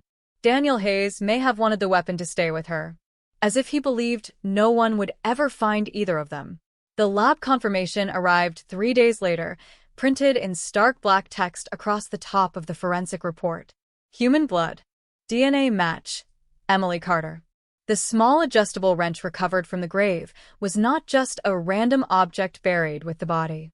It carried Emily's blood, embedded deep within microscopic grooves along the metal surface.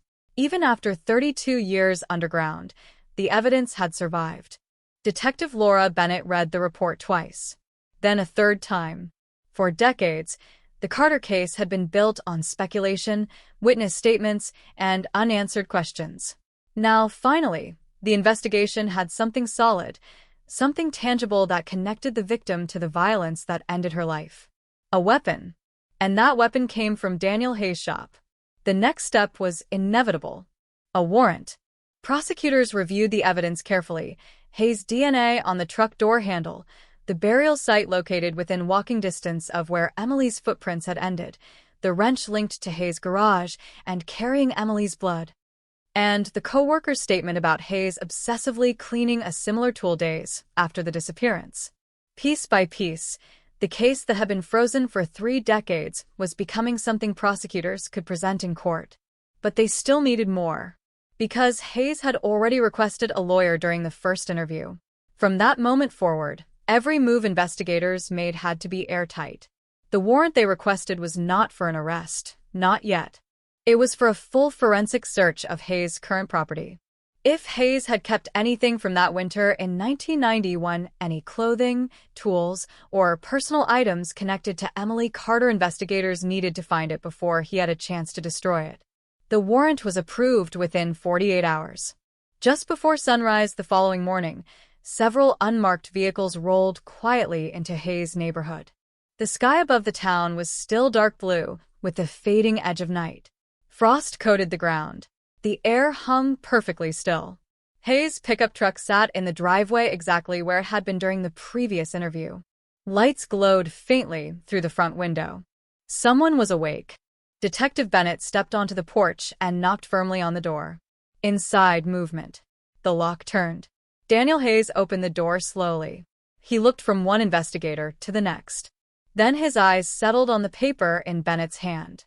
"A warrant," he said flatly. "That's right," Bennett replied. Hayes didn't argue. He stepped aside silently and allowed the investigators inside. The search began immediately. Every room in the house was photographed and cataloged. Cabinets opened. Closets emptied. Boxes examined carefully. At first, the house revealed nothing unusual. Clothes, books, basic household items. Hayes' life appeared almost unnaturally simple, the kind of quiet routine someone might build over decades without drawing attention. But investigators knew something important about suspects who commit violent crimes and avoid detection. Sometimes they keep things, not because they need them, because they can't let them go. Psychologists call them trophies, objects that allow offenders to relive a moment of control. Bennett didn't know if Hayes was that kind of person. But if he was, the evidence might still be somewhere inside this house. The garage was searched next. Tools lined the walls in perfect order, each hanging on labeled hooks. Workbenches were spotless. Storage bins contained bolts, screws, and mechanical parts sorted with almost obsessive precision. It looked like the workspace of someone who valued control. One of the investigators called out from the back corner of the garage. "Detective Bennett." She walked over. He pointed to a small locked metal cabinet mounted against the wall. "Found this behind a stack of parts boxes." Bennett examined the cabinet. A simple padlock held the doors closed. "Keys?" she asked Hayes. He stood a few feet away, arms crossed. "No idea where they are." Bennett looked at the investigator beside her. "Cut it." Bolt cutters snapped the lock open in seconds. The cabinet doors creaked slightly as they swung outward. Inside were several items wrapped carefully in old cloth. At first glance, they looked like spare parts or tools. But when the first cloth bundle was unwrapped, the room fell silent. It was a piece of fabric. Light gray. Soft. A scarf. The same color described in Emily Carter's missing person report. Bennett's pulse quickened. "Bag it," she said quietly. Another bundle was opened. Inside lay something smaller. A thin silver chain. Attached to it was a small pendant shaped like a snowflake. Investigators exchanged looks. The pendant matched the necklace Emily Carter had been wearing the day she disappeared. Photographs from the 1991 missing persons file showed it clearly resting against the collar of her blue parka. The necklace had never been recovered from the grave, which meant it had been removed before she was buried. And kept. For 32 years. The final cloth bundle contained something even more disturbing. A single leather glove. Dark brown. Worn from years of use. Inside the glove's lining, faint reddish staining remained. Dried. Old. But unmistakable.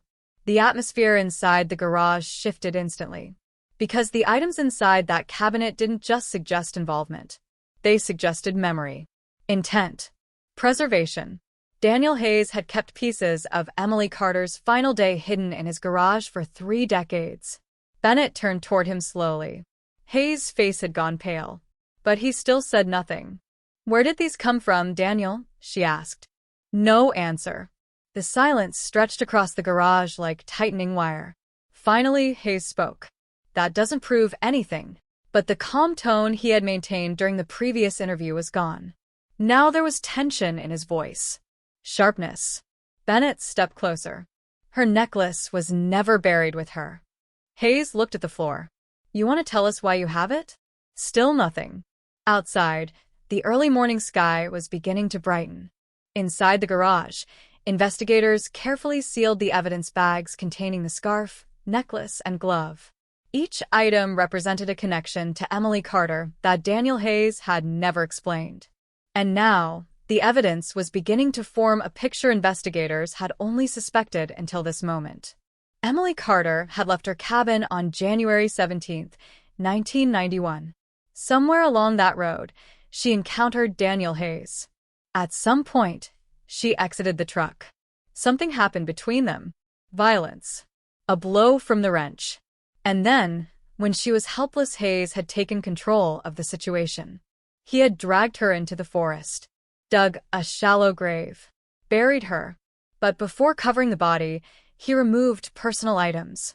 The necklace, the scarf, perhaps even the glove used during the attack. Objects he would later hide away like fragments of a secret.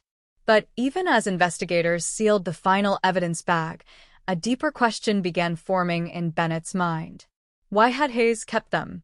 32 years is a long time to guard a secret. Most people would destroy incriminating evidence as quickly as possible. Yet Hayes had preserved these items carefully. Wrapped. Protected. Hidden. Almost like souvenirs. And that realization made the case even darker. Because people who keep trophies rarely stop after one crime. As the search team finished documenting the garage, Bennett looked once more at Daniel Hayes. For 3 decades, he had lived quietly while the town wondered what happened to Emily Carter. Now the walls of his life were starting to collapse. But the most disturbing possibility was only beginning to emerge. If Hayes had kept reminders of Emily Carter all these years, there was a chance she might not have been the only one. The garage felt colder after the cabinet was opened, as if the air itself had shifted. Investigators moved carefully around the space, photographing every inch, but the discovery of the scarf, the necklace, and the glove had already changed the emotional gravity of the room. Those objects were not random. They were personal. They had belonged to Emily Carter. And Daniel Hayes had kept them hidden for 32 years. Detective Laura Bennett watched as evidence technicians sealed the last bag. The silver snowflake pendant caught the light briefly before disappearing into the opaque plastic. A small object, but it carried enormous weight, because it meant Hayes had stood close enough to Emily, after the attack, to remove it from her neck. That was not something a stranger would do by accident. It suggested time, control, a moment when Emily was helpless. And Hayes had decided what to keep. The search continued through the rest of the garage, but nothing else immediately connected to Emily appeared. Shelves held ordinary mechanical parts. Boxes contained tools and hardware sorted with obsessive precision. But something about that precision unsettled Bennett. Hayes' entire environment suggested a man who liked order, control, structure. The same kind of personality that might carefully plan something and hide it well. When the search ended, Hayes was placed under temporary detention while investigators processed the evidence. He wasn't formally charged yet. Prosecutors wanted the lab results from the newly recovered items before moving forward. But Hayes knew the situation had changed. As he was escorted outside, he finally spoke again. "You think you've solved it," he said quietly. Bennett looked at him. "We're getting closer." Hayes gave a faint, almost humorless smile. "You don't know what happened." Then he said nothing more. Those words lingered with Bennett long after Hayes was transported to the local station. Because suspects often say things like that when pressure begins to close in. But sometimes those statements carry a deeper meaning. Back at the lab, the newly recovered items underwent immediate forensic analysis. The glove produced the first result. Inside the lining, technicians discovered microscopic traces of blood. Old, dried deep into the fibers. DNA testing confirmed the blood belonged to Emily Carter, which meant Hayes had almost certainly worn that glove during the attack or while moving her body. The scarf revealed something else. Fibers embedded in the fabric didn't just belong to Emily's clothing. They also contained traces of soil that matched the composition of the burial site where her body had been found. In other words, the scarf had likely been present during the burial itself. But the necklace was the most revealing piece. When forensic specialists examined the chain under magnification, they discovered a tiny break in one of the links. The metal had been stretched apart by force. Not a clean unclasping. The necklace had been ripped from Emily's neck.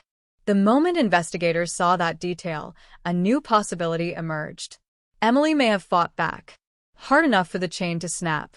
That meant the attack likely happened outside the truck, somewhere between the roadside and the burial site. Detectives returned once again to the old photographs taken near Emily's abandoned vehicle in 1991. They examined every image carefully. Snowbanks, tree lines, footprints. The original investigators had documented a single trail of prints leading from the truck toward the woods. Emily's. But one photo contained a subtle detail that had gone largely unnoticed at the time. Near the edge of the road, partially obscured by drifting snow, there was a faint second impression in the ground. A shape that could have been another footprint, but the snow had blurred it too much for investigators back then to be certain. In 1991, the conclusion had been simple. Emily walked into the forest alone. But now, with Hayes' DNA in the truck and Emily's belongings in his garage, that assumption looked dangerously flawed. What if Emily hadn't walked into the woods alone? What if someone had been waiting? The theory began to take shape slowly. On January 17, 1991, Emily Carter left her cabin for work. At some point along the road, she encountered Daniel Hayes. Maybe he flagged her down. Maybe he followed her and forced her to stop. Either way, the two of them ended up outside the truck. They argued, perhaps about the earlier disagreement at the bar, perhaps about something else entirely. Then something escalated. Violence. The wrench. A blow to the head. Emily collapsed. Hayes panicked, or perhaps he didn't. Perhaps he had already imagined what he would do if things went wrong. He dragged her into the forest, buried her in the shallow grave, took the necklace, the scarf, and left the wrench behind. But there was still one piece missing. If Hayes had attacked Emily beside the road, there should have been blood at the scene. Yet the original investigators found none. That inconsistency had puzzled detectives for decades, until a forensic analyst reviewing the truck photographs noticed something subtle. On the rear tire, a faint dark streak along the rubber. The original photo was grainy, but modern digital enhancement sharpened the image. The stain looked suspiciously like dried blood, which suggested something investigators in 1991 never realized. Emily may have been struck while standing beside the truck. Her blood landed on the tire. Then Hayes moved the vehicle slightly afterward, repositioning it before leaving the scene. That movement would explain why her footprints began a short distance away from where the truck was originally parked.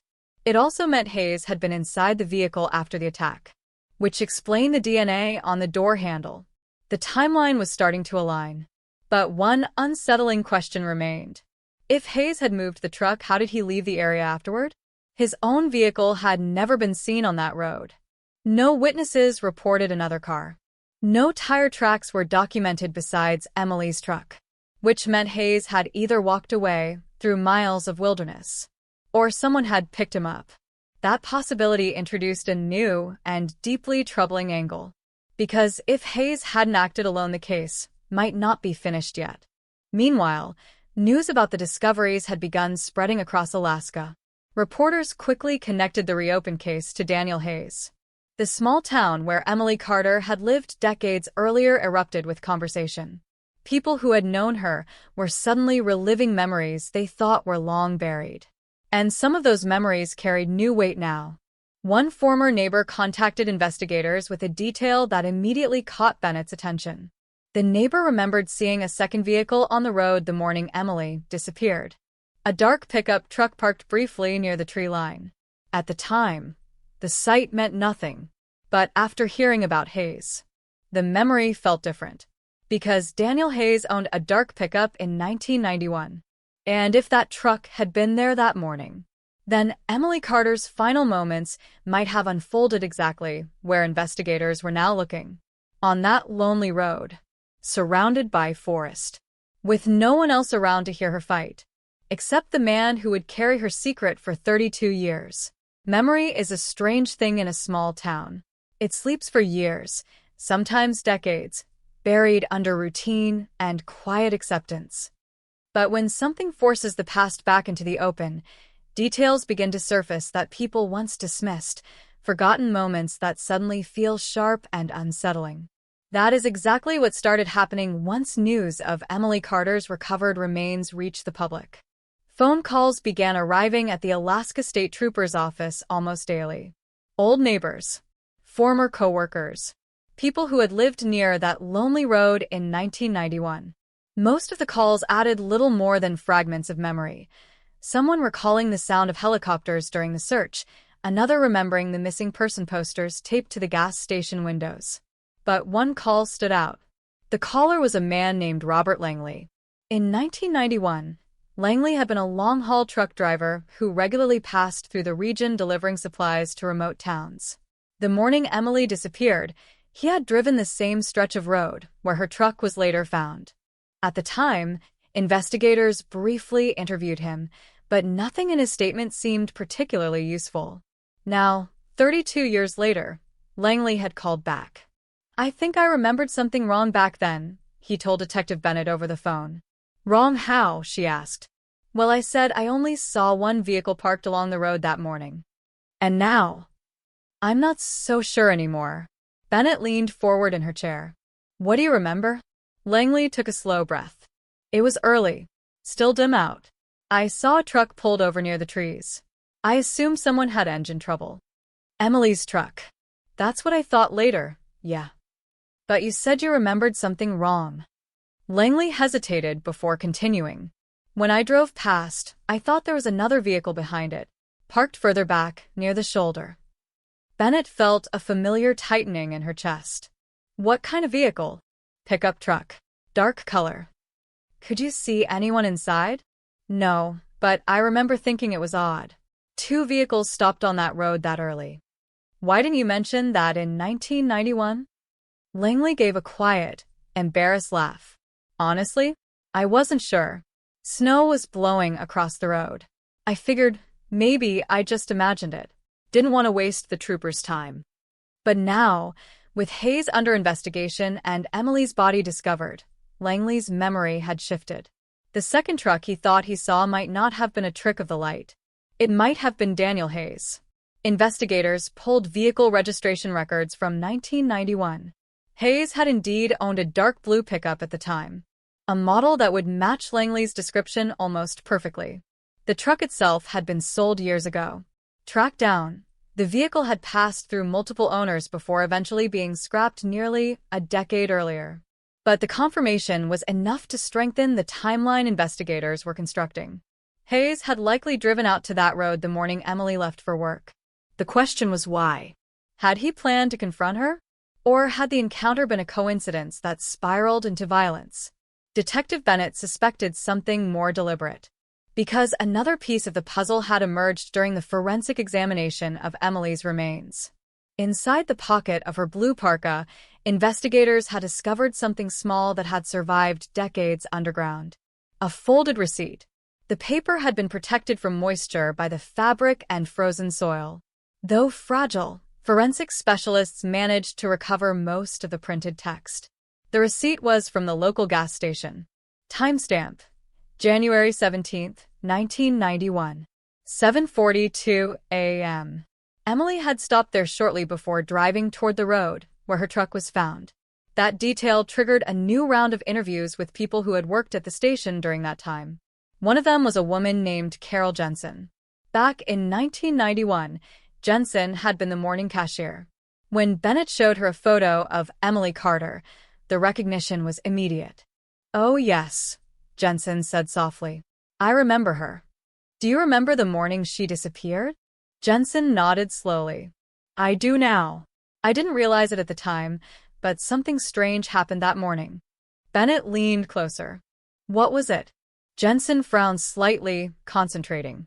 "Emily came in around 7:40, bought gas and a coffee. She seemed normal, friendly, like always. And, well, when she left, another man walked in right after." "Did you recognize him?" Jensen hesitated. "At the time, I didn't think about it much. But when you showed me that picture earlier," she pointed to the photo of Daniel Hayes. "I think it was him." Bennett felt the investigation tighten another notch. "Did he say anything to Emily?" No. "I don't think they spoke inside." "But he arrived right after she left?" "Yes." "Did he buy anything?" "Just coffee." The detail might have seemed insignificant, except for one thing. If Hayes had been inside the gas station moments after Emily left, he could have easily followed her onto the road, which meant the encounter between them that morning may not have been random at all. He may have been watching her, waiting, following. But the most disturbing revelation came from a deeper analysis of Hayes' phone records from the early 1990s. Though mobile phones were rare in rural Alaska at the time, Hayes had occasionally used a pager service through his auto shop. Investigators located archived billing logs from the old telecommunications company. Most of the records were routine service pings, but one entry stood out. On January 16, 1991, the night before Emily disappeared, Hayes' pager had been activated from a payphone located near the gas station, the same station Emily visited the next morning. Investigators couldn't prove exactly what message had been sent through the pager system, but the location suggested Hayes had been near that area the night before Emily vanished. Possibly watching, possibly waiting. The timeline was beginning to look less like a spontaneous confrontation and more like something that had been building. Meanwhile, Daniel Hayes remained in custody under investigative detention while prosecutors reviewed the growing mountain of evidence. His lawyer maintained that everything investigators had discovered was circumstantial. "There is no direct witness to a crime," the attorney told reporters. "No proof my client struck anyone. No proof he buried anyone." Legally, he wasn't wrong, but the accumulation of details was becoming difficult to ignore.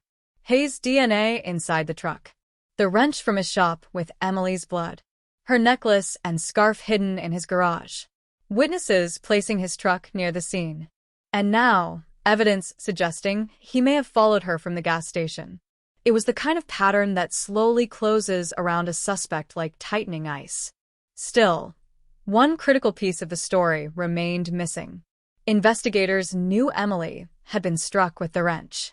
They knew she had been buried in the forest, but they still didn't know exactly what happened in those final minutes between the road and the grave.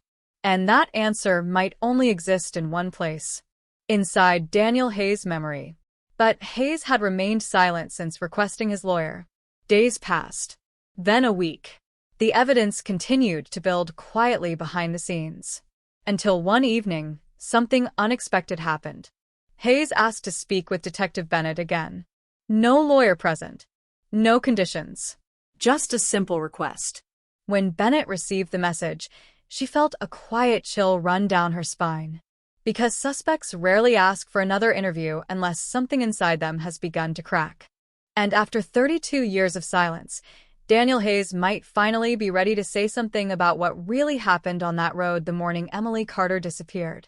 The investigation intensified once the connection between Daniel Hayes and Emily Carter became undeniable. For more than 3 decades, the case had existed as a quiet tragedy buried in police archives.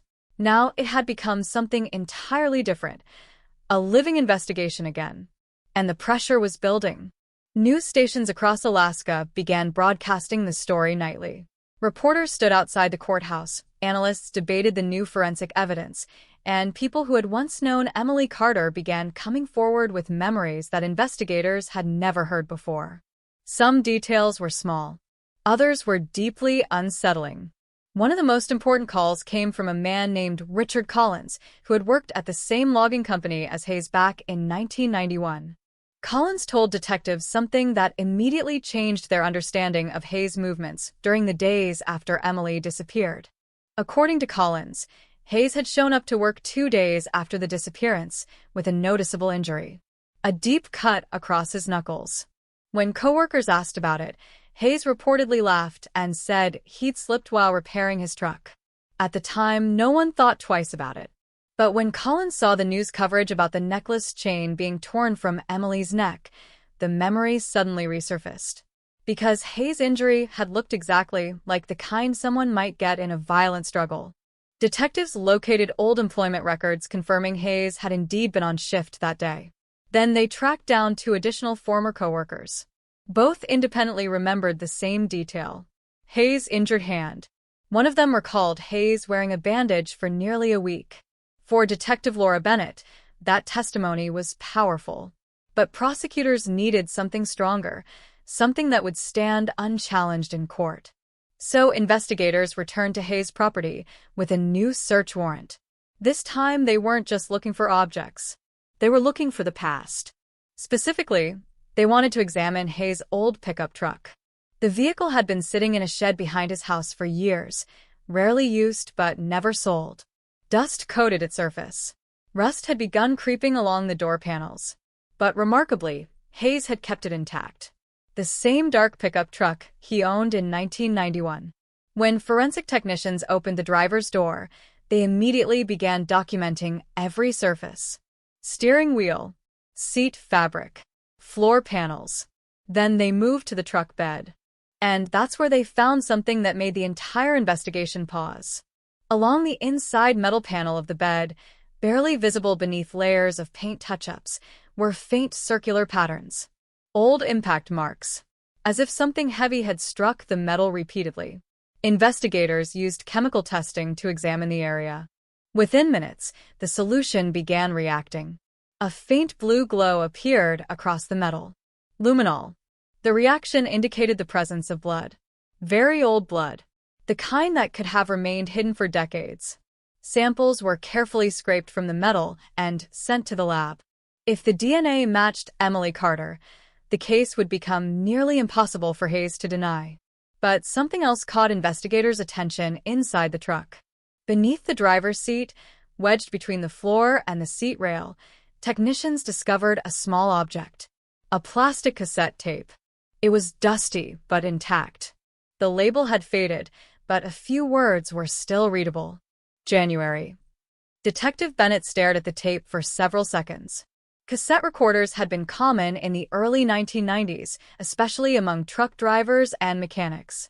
People often used them to record notes, music, or reminders. But the timing of the label immediately raised questions. January. The same month Emily Carter disappeared. The tape was carefully packaged and transported to the evidence lab. Technicians used specialized equipment to clean and digitize the recording without damaging the fragile tape. When the audio file was finally ready, Bennett and 2 prosecutors gathered in a quiet room to listen. At first, the recording contained nothing unusual, just the sound of a vehicle engine, Road noise. Wind. Then a man's voice. Daniel Hayes. He sounded relaxed, almost bored. January 17th, he said. Trucks making that damn rattling noise again. There was a pause. The truck engine idled. Then the tape captured something unexpected. A second sound. A voice. A woman's voice. Muffled, distant. At first it was hard to make out. But after technicians enhanced the audio, the words became chillingly clear. Please stop. The room fell completely silent. On the recording, Hayes didn't respond immediately. Then his voice returned, sharper this time. Just calm down. The woman spoke again, her voice trembling. I won't tell anyone. Another pause. The truck engine revved slightly. Then the tape captured a loud metallic clang. Something striking metal. The woman screamed. The recording abruptly cut off. No one in the room moved for several seconds. Detective Bennett felt the weight of the moment pressing into the air. Because if that voice belonged to Emily Carter, then investigators had just discovered something almost unimaginable. A recording of the attack itself. But confirming the identity of the woman on the tape would require expert analysis. Voice comparison specialists began studying the audio. They compared the recording to an old voicemail Emily had left on her parents' answering machine just weeks before she disappeared.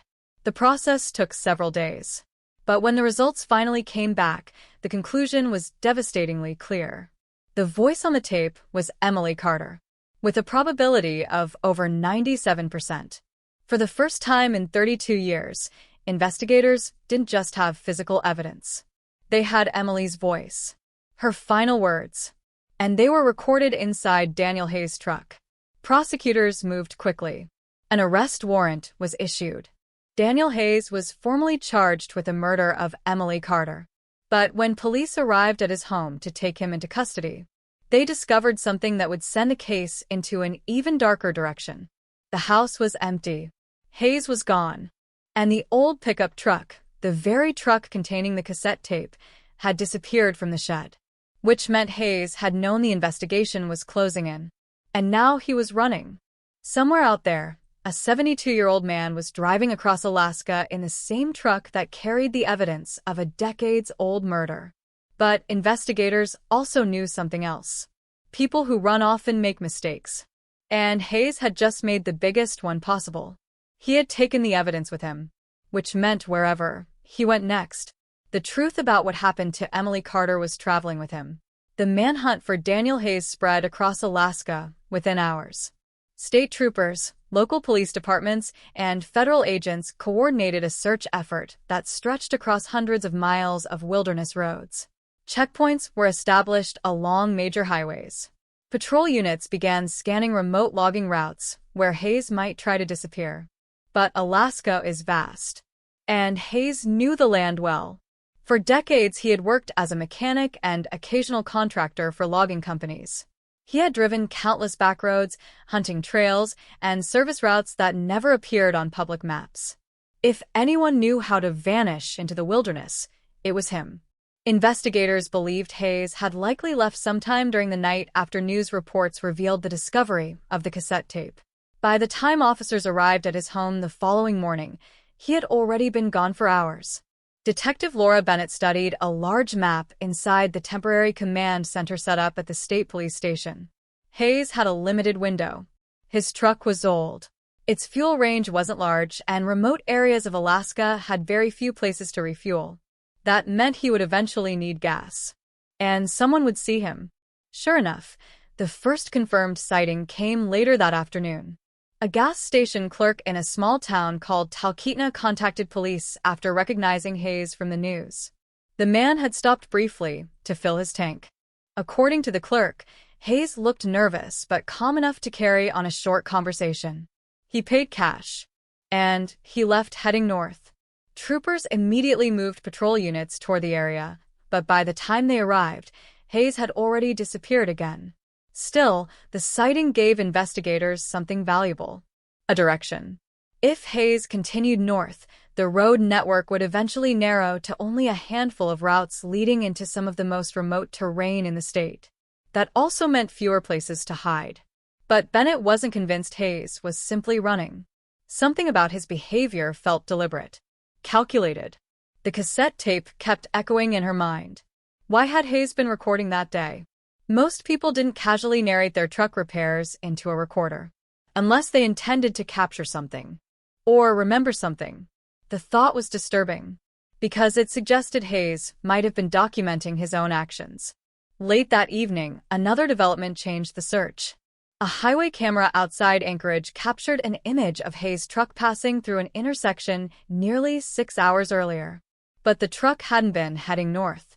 It had been traveling west, toward the Kenai Peninsula.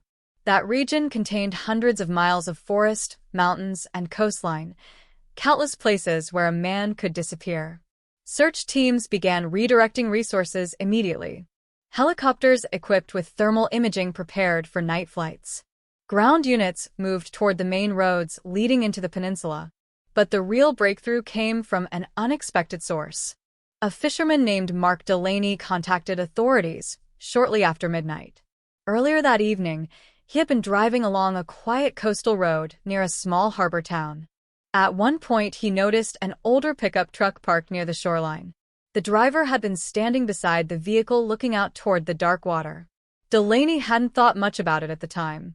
But when he later saw the news report showing Hayes' truck, the image immediately clicked. It had been the same vehicle. Police rushed toward the harbor area. When they arrived, the truck was still there, parked exactly where Delaney had described. Its headlights were off, the engine cold. Officers approached cautiously with weapons drawn. The driver's door stood open, but Hayes was nowhere in sight. Inside the truck, investigators quickly located the cassette recorder, the same device that had captured Emily Carter's voice. But something about it had changed. A new tape had been inserted, and the recorder was still powered on. Detective Bennett carefully pressed the rewind button. The tape spun backward with a faint mechanical whir. Then she pressed play. Hayes' voice filled the quiet cabin of the truck. Come. Tired. Resigned. If anyone's listening to this, he began slowly, I guess it's over. There was a long pause. Wind could be heard blowing across the microphone. I didn't plan for it to happen like that, Hayes continued. We were arguing. She threatened to go to the police, said she'd tell them everything. His breathing became heavier. I panicked. Another pause. I hit her with the wrench. Just once. But she fell, and she didn't get back up. Bennett felt a knot tighten in her chest as Hayes' voice continued. I buried her, because I didn't know what else to do. I thought if nobody found her, maybe it would disappear. His voice cracked slightly, but it never did. There was the faint sound of water in the background now, waves hitting the rocky shore. I kept the necklace, the scarf. I told myself it was to remember, but really it was because I couldn't let go of what I did. Another long silence. Then Hayes spoke again, more quietly than before. I hear her voice every night. The recording ended with a final statement. I'm sorry, Emily. Then the tape clicked off. Officers immediately began searching the shoreline. Flashlights swept across rocks and shallow water. Within 20 minutes, one of the search teams spotted something floating near the edge of the harbor. A dark shape moving slowly with the tide. Divers were called in. When they pulled the body from the freezing water, there was little doubt about the identity. Daniel Hayes had walked into the ocean, ending the only life that could fully explain what happened 32 years earlier. The next morning, news of Hayes' death spread quickly across Alaska. For Emily Carter's surviving family, the emotions were complicated. The truth had finally come out. Her killer had been identified. The mystery that haunted their lives for decades was finally answered. But justice had arrived in an incomplete way. Hayes had confessed. Yet he had never faced a courtroom, never heard a verdict. Still, Detective Bennett understood something important as she stood near the quiet shoreline where Hayes' truck had been found. Some cases are solved in a single moment. Others take decades. But eventually, the truth has a way of surfacing, even after 32 years. And Emily Carter's voice, captured on a fragile cassette tape hidden inside a dusty truck, had finally told the story that no one else could. The story of what really happened on that lonely road in January 1991. The morning after Daniel Hayes' body was recovered, the harbor was silent. Police tape fluttered in the cold coastal wind as investigators completed the final stages of evidence collection around the abandoned pickup truck. News crews had already begun gathering at a distance, their cameras aimed toward the shoreline where the search teams had worked through the night. For most people following the story, the case seemed finished. Hayes had confessed. The recording in the truck appeared to explain everything. But Detective Laura Bennett wasn't ready to close the file yet. Something about Hayes' final message bothered her. Not the confession itself. That part was clear. It was something else. Something subtle. Back at the command center, Bennett sat with the audio technician who had digitized the tape found in the truck. They replayed Hayes' final recordings several times. Each time, the words were the same. The tone was the same. But there was a strange pause in the middle of the recording, right after Hayes said, "We were arguing." She threatened to go to the police, said she'd tell them everything. The pause that followed lasted nearly 15 seconds. Long enough for Hayes to say something else. But the tape contained only wind. Could that gap be an edit? Bennett asked. The technician shook his head. No. Cassette tapes don't work like digital files. If someone stops recording and starts again, you usually hear a click or a mechanical sound. So, why the silence? The technician adjusted the waveform on his computer screen. "That's the weird part," he said quietly. "There's definitely sound here, it's just extremely faint." Using advanced audio enhancement software, the technician slowly increased the gain on the silent section. At first, nothing changed. Then something appeared on the monitor. A second voice. So quiet it almost disappeared beneath the wind. But it was there. A man's voice. Not Hayes. The room went completely still. They replayed the enhanced section again. The faint voice spoke only 4 words. "You said she was alone." Bennett felt a chill crawl across her arms. Because Hayes' confession had described a fight between him and Emily Carter. Only the two of them.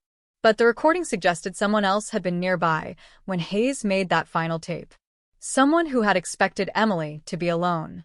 That realization reopened a terrifying possibility. Daniel Hayes might not have acted alone. Within hours, investigators returned to the harbor area to expand the search. If another person had been present during Hayes' final moments, there might still be evidence nearby. Footprints. Tire tracks. Anything. Unfortunately, the shoreline had been partially washed by the tide overnight. Most of the ground around the truck had turned into a mixture of wet gravel and sand. Still, officers located something interesting about 50 meters away from where Hayes' truck had been parked. A second set of tire tracks. Different from Hayes' pickup. The tracks led to the edge of a small gravel turnout overlooking the water. From there, the vehicle had turned around and driven back toward the main road. The timing raised troubling questions. If another driver had been there while Hayes recorded his final message, where had that person gone? And, more importantly, who were they? Investigators began reviewing older records from 1991 once again. If Hayes had helped that night when Emily Carter died, there might have been someone in his life who knew what happened. One name surfaced quickly. Michael Trent. In 1991, Trent had worked at the same logging company as Hayes. The two men were known to spend time together after work, often drinking at the same roadside bar where Emily Carter had reportedly argued with Hayes just days before she disappeared. But Trent had moved away from Alaska in the mid-1990s. He hadn't appeared in the investigation since. And until now, there had never been any evidence tying him to the crime. Detectives tracked down Trent's current address in Washington state. When they contacted local authorities to perform a welfare check, they learned something unexpected. Trent still owned a dark SUV. And according to traffic cameras, that vehicle had crossed into Alaska 3 days earlier. Exactly 1 day before Hayes fled. Which meant Trent had returned to the state right as the investigation into Emily Carter was heating up. The timing was too precise to ignore. Meanwhile, forensic analysis of Hayes' pickup truck produced one final discovery. Inside the glove compartment, tucked behind old registration papers,